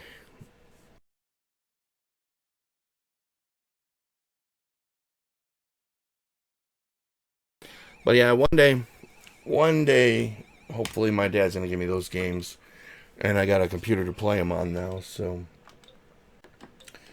because you can't play those kind of games on the old DOS type games on a new computer. It just doesn't work. Hmm.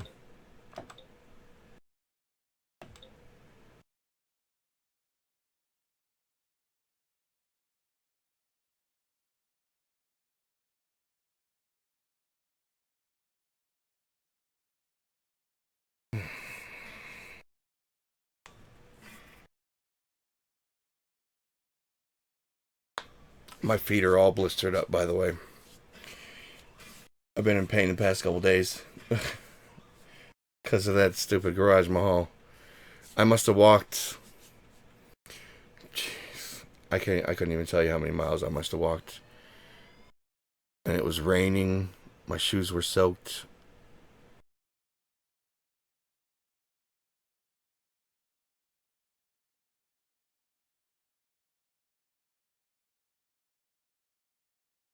What's Geos? See, your knowledge of the 60. I'm gonna guess you're probably a little older than me because your knowledge of the Commodore 64 is a little bit more than mine.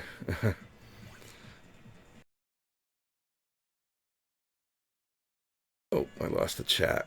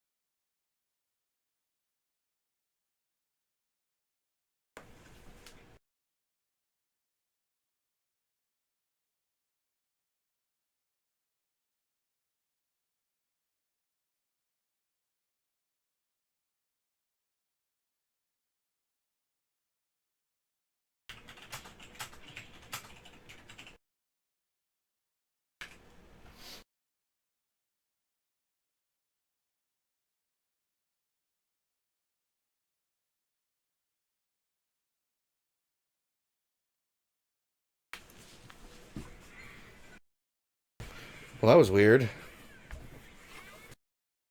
Big lag spike. I'm not getting any dropped frames, which is usually the case when I lag. So I don't know what that was about. I got into the habit of turning off my Plex server when I stream because even when I shut off the updating thing, it still updates. It still tries to get new artwork and stuff overnight.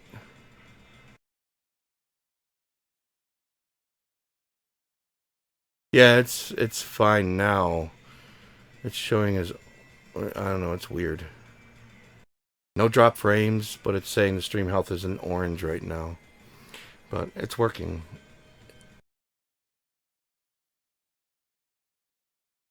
Alright. See you, Brian. Thanks for joining. Yeah, Plex needs the internet connection. I don't know why it does it. I don't know why it still does the update and stuff.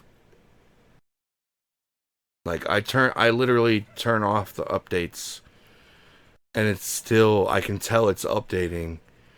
So I just shut it down. See there, it's lagging again. I don't know if you guys are seeing it lag right now, but it's lagging for me. The stream. Um, yeah, it's got the options in there to turn off the online updating, cause it likes to. There it goes again. Now it's dropping frames.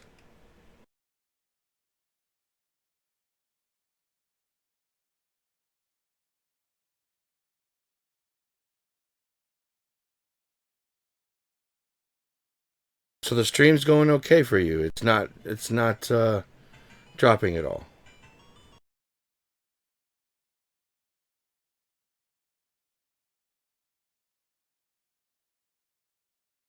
Okay, because it did drop frames now.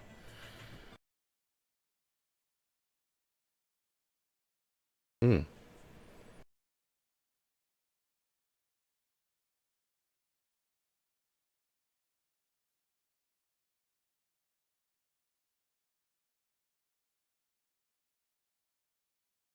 That's so strange. Um. Yeah, I don't. I don't prefer Plex, honestly.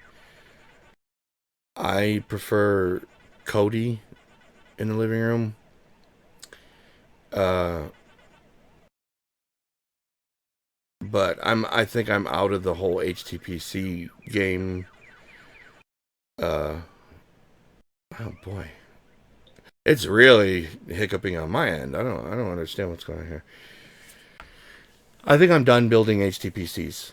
I don't really want to go into that anymore. It's too much money and too much time invested in it, and it's uh it's just easier just to say I'll use Plex.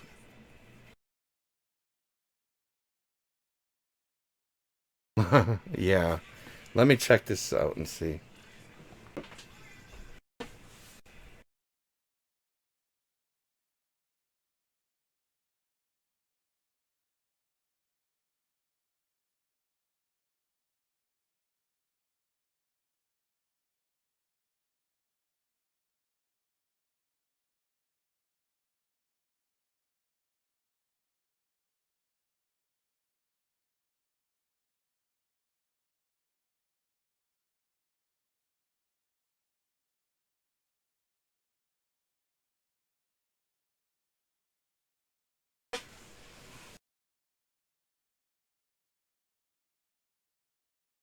I lowered the stream a bit. I think it just doesn't want me to talk because the moment I stopped talking, it was fine. But like I was saying, I think I'm done with the HTPCs. I think that I'm just going to settle for Plex from now on. It's cheaper, it's less to worry about, less maintenance really. And it's nice to I mean, I know there's ways, but there's,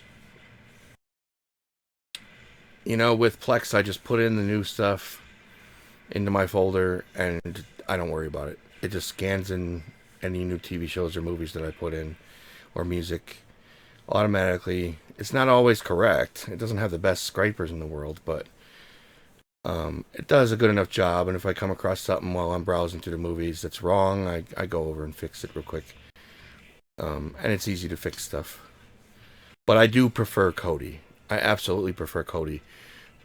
And I tried to run Kodi on the Fire TV, but unfortunately it's too slow because I have a lot of media running off there. I got roughly 22, no, maybe not that many, about 1,700 movies and about 360 full television series. About 150 full anime series, uh, 50, 60,000 songs. What else do I got? I think that's all I'm running through the Plex server. But when you have that much media, I was running into an issue where even though I had a 32 gigabyte card in my Fire TV, it doesn't store the thumbnails on the card. Even if I'm running the program off the card, off the SD card, it doesn't store the thumbnails. So eventually the Fire TV runs out of internal space. It only comes with 8 gigabytes. And once it does that, I'm not getting thumbnails showing up. So I just stick with Plex. Plex stores the thumbnails on the SD card, and it makes more sense. But I mean, the only way around it for me would be to build another HTPC, and I really don't want to do that anymore. I don't want to get into that. I worry about this arcade stuff and video game stuff far too much to worry about upkeep of another computer. It was just another thing I had to fix all the time when something went wrong, or I had to upgrade when there was upgrades, and you know, it's actually nice to be able to just go in the living room, sit down, grab the remote, and pick something to watch, and not have to worry about something being broken. So, but I mean, like I said, I prefer HTPCs by a long shot. I would much rather have an HTPC with Kodi, but yeah, I used to have everything that I said now. I used to have that with about 500 more movies than that. So I had 2,200 movies, but the same amount of TV shows and anime and stuff like that. And I also had, I would have to say, at least 100,000 comic books on there, all organized by series, titles. Um, I made custom thumbnails for them, a menu inside Kodi to view them. I used the comic book program launching from Kodi to read them. Um, it was I really love the setup. It showed the cover art inside there, so I would have Punisher with its own thumbnail, and I would click on that, and it would show the entire library of Punisher comic books I had, with their cover art showing and a brief synopsis of the comic book. And I would pick the book. It would open up in the CD display EX, and I could read the book, zoom in everything on my TV in the living room, and it was nice. So I had like 100,000 uh, comic books in there. I had about the same amount of music, but I also had my whole video game setup, which was almost like what I have here. No Amiga or Commodore 64 or anything like that. But for the most part, it had maybe 80% of what I have on my arcade right now, the games, running through ROM Collection Browser with all the cover art and videos and all that stuff. Um, so it was really an all-in-one. You know, I can go in there and always find something to read or play.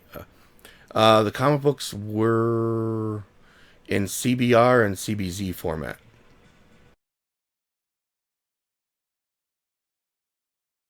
So they were basically just zipped JPG files, and you just change the tag to CBZ or CBR, and it'll work. CBZ is comic book zip. CBR is comic book rare.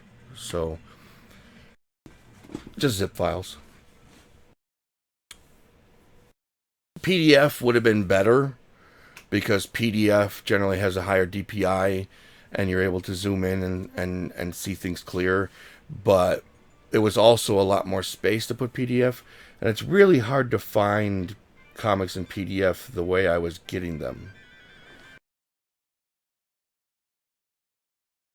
Oh, Kodi has a PDF reader that you can get from the what is it called, the repository? No, that's probably not it. Suppository? No, I think it is repository. I don't know. I haven't used Kodi in a bit for that kind of stuff, but they have a PDF reader.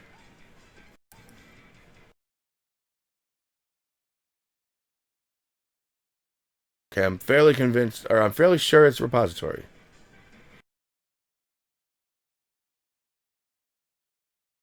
Yeah, it should be in their basic one, in the basic list of add-ons.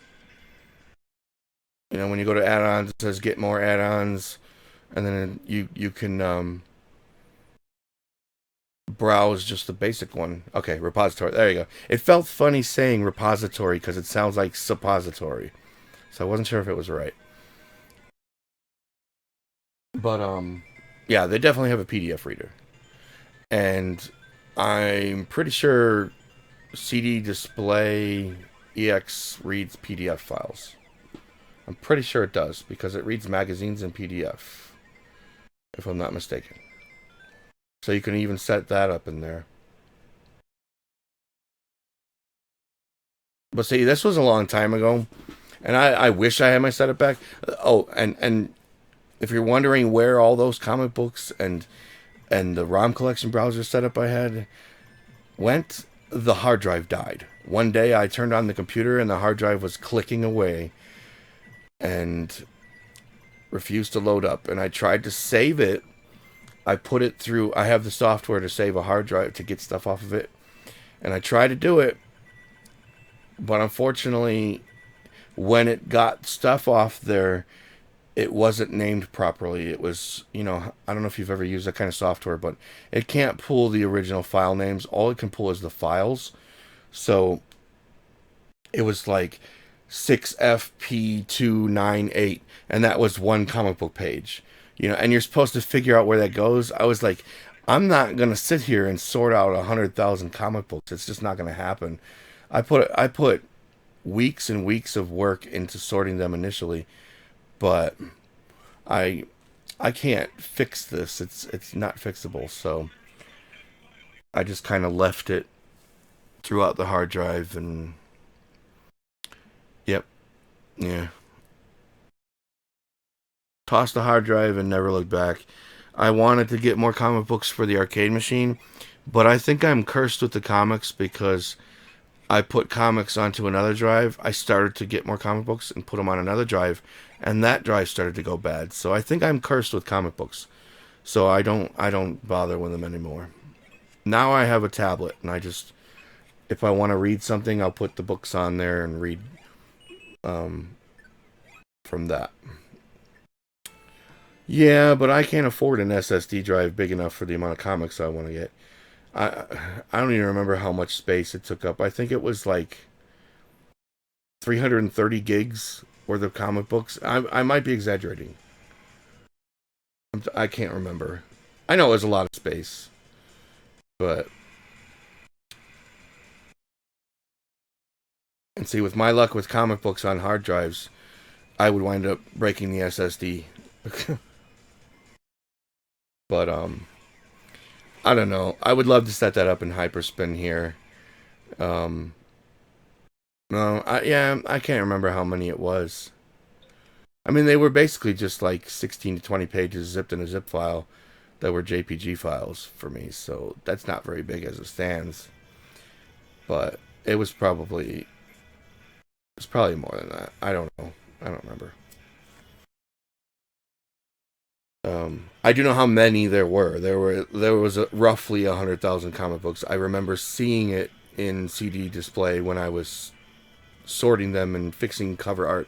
Because when you load up your comic books in there, it doesn't always pick the first page as your cover. And sometimes when you download comic books, they put in their advertisement for scanning it as the first page, and that'll show up as the cover in Kodi. So I had to go through all these books and find the proper page for the cover. And I remember seeing that number. It was just a little bit over 100,000 the last time I was fixing them.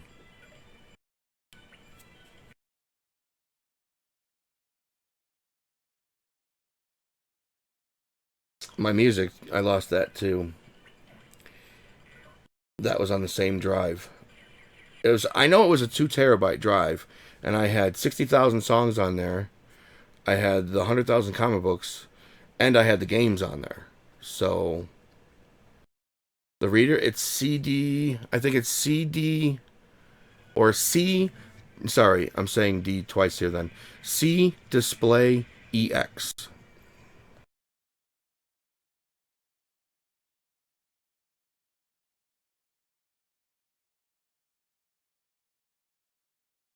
I believe that's what it's called.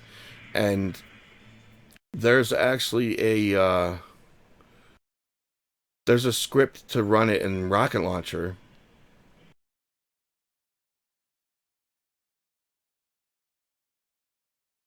So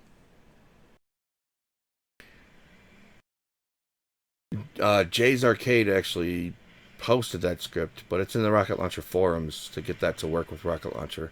It's something that somebody kind of just threw together. But I mean, if you're going to use Rocket Launcher, they also have their normal PDF readers. So if you and Kodi runs through Rocket Launcher as well, directly through Rocket Launcher if you set it up. So I mean, technically, you can have everything running through Rocket Launcher. I don't think they have Kodi as a front end though. I don't think they do. But if you had a different type of front end, you can launch Kodi from that. You can launch your PDF file reader from that. You can launch whatever. That's what I think Launchbox is good for, honestly. Launchbox appears, I don't have it yet, but it appears to be really good. That it would be really good for an HTPC. Something that you can launch external programs from as well as play your games and watch movies and stuff like that. So if I would ever build another HTPC, I would have Launchbox as the or Big Box as the front end for it, and I would launch Kodi and all that stuff through Big Box.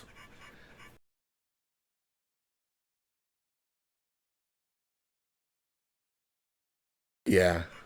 Oh, I'm sure they are. Hyperspin. Well, see, Hyperspin. I'm talking like being the front end, and Launchbox has the ability to look like an HTPC program. Launchbox can look like Kodi if you wanted it to, but Hyperspin can never look like Kodi. It would require so much more work with the Hyperspin interface, and that's not even guaranteeing that you can make it look like a program like Kodi, like a media center program. But Launchbox, just the basic interface that it comes with, already looks like one. It already looks like a front end for like a media PC. Hyperspin is just like, I don't know. Hyperspin is made for an arcade. It's arcade software. I don't really see any other implementations for it. You know, it's for an arcade. I Launchbox can be arcade, and it can be HTPC, which is all attributed to the fact that the way that Jason set it up. He started out with it being versatile. Hyperspin was built for arcades as an arcade type thing, you know? Yeah, absolutely. That's how I would go. I would even okay, this is the perfect HTPC for me. Okay? This is what I would do. I would run Launchbox as the front end, and from within Launchbox, I would launch Kodi. I would launch maybe throw in a jukebox software. Although Kodi plays the music, a jukebox software might be better for a living room. I'd have to mess around with that, but definitely Kodi. And I would launch Hyperspin from Launchbox for the games. I would have a movies menu in Launchbox. I would have a TV shows menu, and I would have who knows whatever little programs that just make sense for a living room. But I would launch Hyperspin from Launchbox. If and mind you, if this was on an HTPC, that's the way I would go, because that way you keep that arcadey feel for the games like this, which I don't know if you asked me. Somebody just asked me about jukebox programs. Um, which Launchbox is actually on the way to being able to just do it like this, anyways. With the um,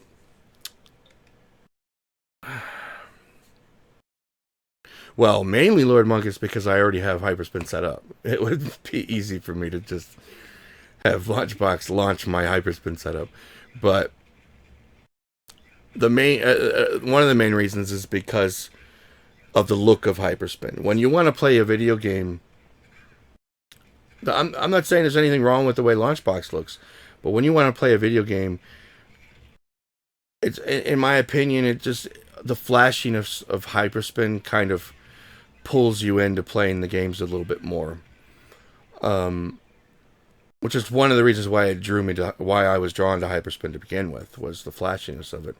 There were other basic programs like Maximus Arcade and what else was out at the time? Game EX. Those were out when I picked Hyperspin, and I'm talking years ago. But I went with Hyperspin because of the way it looked, because of what it could do. So, but like I said, Launchbox is actually on the way to looking like this. All it takes is, yeah, all it takes is more people working on these theme crossovers, and you can have a full screen video running just like this if you wanted in Launchbox. You can make Launchbox look like Hyperspin. So I'm not set in stone. I'm just saying right now, if I would have to choose what would be on an HTPC, that's how I would run it. I would run Hyperspin from Launchbox. But I mean, there's benefits for both. I can't really say one's better than the other right now. Launchbox has a lot of features that Hyperspin does not. But it's also a different file structure. It's also, if you want to change the theme and stuff like that, you have to know a different type. You know, you have to know XAML and stuff like that. With Hyperspin, yeah, with Hyperspin, it's using the XMLs. It comes with a theme creator, which I really wish Jason would do. Try to. I know he's busy, but it would be awesome if Jason were to get together with a couple people and create something so that it would be easy to sort of make a theme for the system. You know what I'm saying? Yeah, I haven't set up Launchbox at all yet. I've been told that I can set it up before I switch to it ahead of time. That way, it's all set up and ready to go. But I've been busy. You know, I just literally finished the Genesis soundtracks, and I made the wheel set for the main menu and things like that. And I'm trying to keep up with requests and stuff that I want to do, and I just haven't had time to try to set up Launchbox. A long time ago, I did. A few, like 4 or 5 months ago, I messed with Launchbox, and I believe I set up the Nintendo 64, and that was as far as I've gotten. Yeah, that's what I heard. That it's just a basic switch over because all you have to do in Launchbox is just set Rocket Launcher as your emulators for the systems, and if Rocket Launcher is already set up, then it's simple. Oh, hey, what's up, Angelo? um, and back to your question, Brian. As far as jukebox programs, I use Kodi for my jukebox. Um, because I'll show you. I'll show you how it looks. I don't know that there's anybody who hasn't seen it yet, but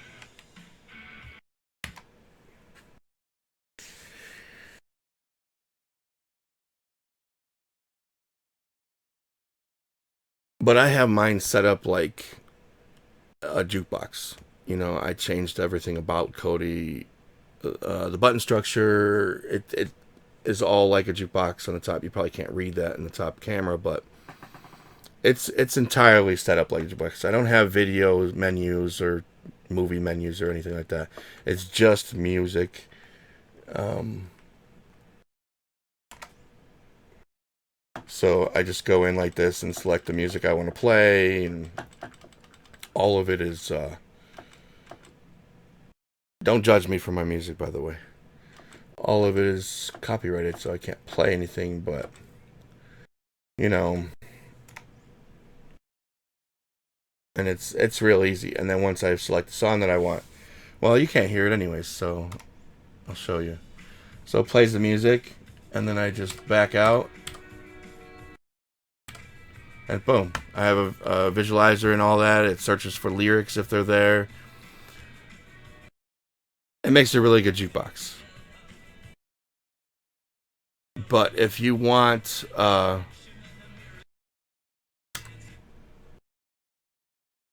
like a true jukebox, there's Jukecade. That's a good one. But I really can't suggest any others because that's really the only one that I know of that does a good job. I'd never been a fan of the classic jukebox look though, the diner 80 or 70s diner look. I've never really liked that too much, so I don't really use those. And plus, I was used to Cody. I know Cody, so I that's right off the bat. That was my preference for the jukebox software for here. But like I said, Jukecade is a good one.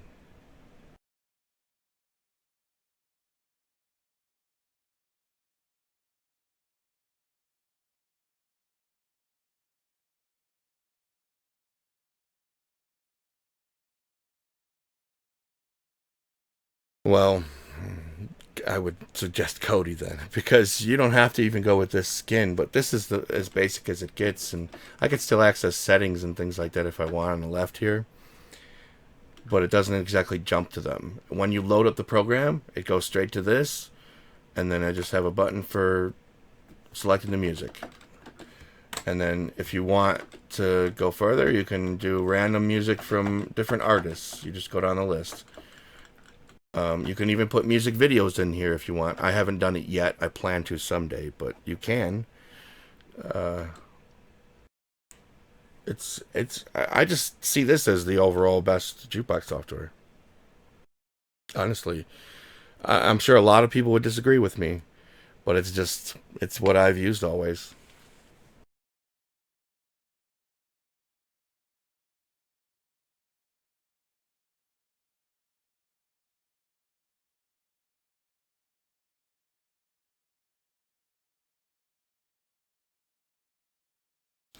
Yeah, I use Angela. I use Plex on my living room TV. This was we were talking about this earlier. I have it on Amazon Fire TV, and I know the Plex interface is way different on PC than it is on the Fire TV. It has like 6 or 7 different interfaces. Um, the Plex isn't very. I don't know what's the word. Plex does it, but Plex is also a pain in the butt to work with on the PC when you want to reprogram buttons. And I had to reprogram all of the buttons for Kodi to get this to work. I had to go in, and it's just a simple XML file. It's not that hard, but Plex isn't that simple. Um, and plus, Plex requires. Well, I don't know about the PC version. I can't say it requires a server. My Fire TV requires a server.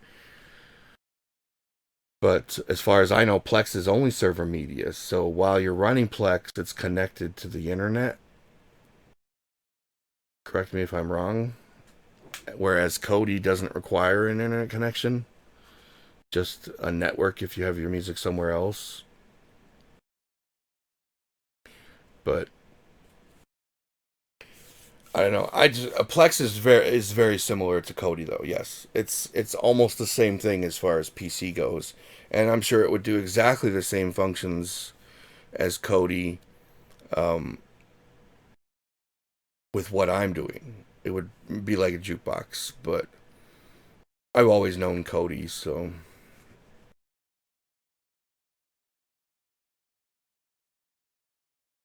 yeah, that's what I'm saying. Like you can run the server off the PC, but you'd also have to set it up to start the server when Plex starts, because otherwise you'll have the server running all the time on your arcade machine. And from my experience, as I mentioned earlier, the Plex server isn't exactly the greatest because it doesn't follow the settings that you put in all the time. Like I'll turn off all updates and it'll still try to update at 2 in the morning. I set it for between 2 and 5 a.m. to do updates. And then it started bogging my computer down a little bit as far as loading web pages and things when I was working on the rocket launcher stuff at night. So I just turned it off. And whenever I want to update, I turn it on. Um, the updates, not the server. And it still updates in the middle of the night. It was just interrupting the stream a little while ago. I had to shut it down. And that's why it's not lagging anymore. So, I don't know. Plex isn't very reliable as far as following the settings and stuff. But don't get me wrong, it's an awesome program and it's much easier to set up Plex than it was to set up all the media in Kodi. And Kodi's easy to set up media in. So that's saying a lot. I mean, um, but getting it to stream the media to my cell phone when we're at the store, I'm able to do that with Plex. And that's something I could never manage to get done with Kodi. But they give you step-by-step directions how to do it with Plex.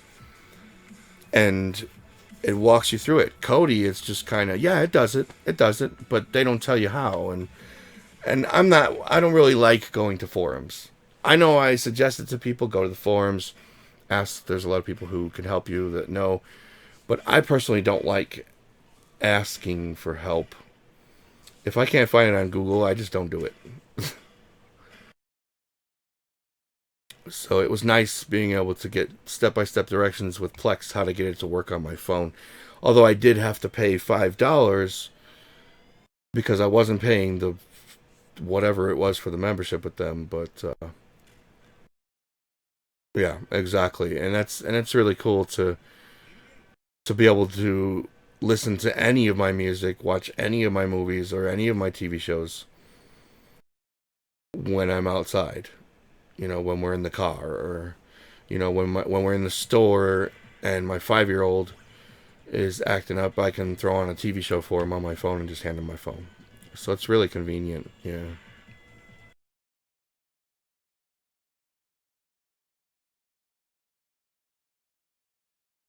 Oh, what's up, that man?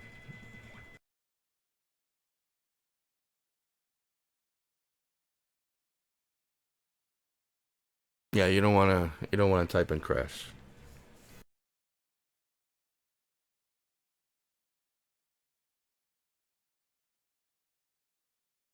My girlfriend likes to text and drive. I tell her to stop doing it. She don't listen.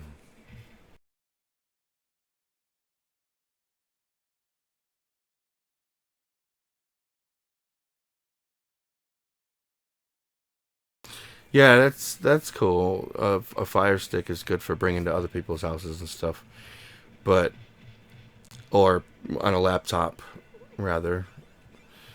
But I was just saying earlier that the difference between Plex and Kodi is Plex will save like thumbnails and stuff to the SD card, but Kodi doesn't. It saves it to the actual system. So when I tried running Kodi on my Fire TV, it didn't have enough internal memory to hold all the thumbnails because I have like total like 500 television shows between regular shows and anime. 500 complete series. So you're talking a thumbnail for the show, a thumbnail for each season, and a thumbnail for each episode from 500 shows. And then I have 1,700 movies. So you're talking a thumbnail for each movie, a thumbnail for each actor, and my folders have a previous Kodi installation from a previous Kodi installation, have the discs, the CD art, the clear logos, um, just a bunch of extra stuff in there. So it's creating all these thumbnails when I run Kodi on my Fire TV, and the internal memory just does not have enough to handle it. and it runs out of space, and then eventually I'm browsing through folders with no pictures because it can't save them anymore. And then whenever I restart my system, it says that it's low on memory, please erase a program or something. So I couldn't use Kodi on mine. I just have too much crap on here. So I had to go with Plex. That's the good thing about Plex. It keeps everything on the SD card. So, and a lot of it's load on demand. So you'll load up the TV menu, the TV show menu, and it'll load the thumbnails. But after you leave the TV show menu, it'll erase them. So it slows it down a little bit, but you don't have to worry about space.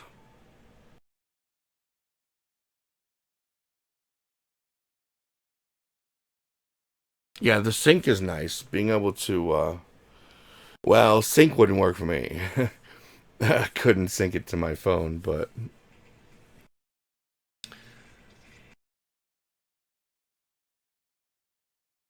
I thought about trying, but I just don't have the memory on my phone for that.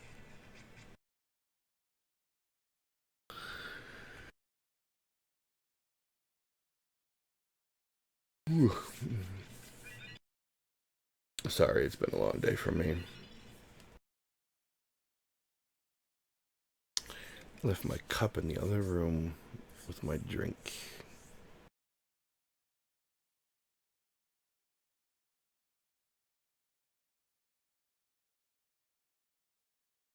Yeah, I used to have a laptop to take with me whenever I went somewhere.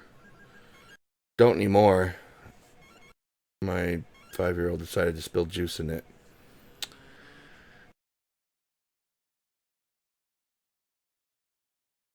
All right, Angelo. Yeah, it's 3 a.m. here. I'm probably gonna head out soon myself. Yeah. All right. See ya, Lord Monkus. See ya, Angelo. Yeah, I'm gonna jump off too. It's late. My kid's last day at school tomorrow. My other kid's got graduation from 8th grade, so I need to get some sleep.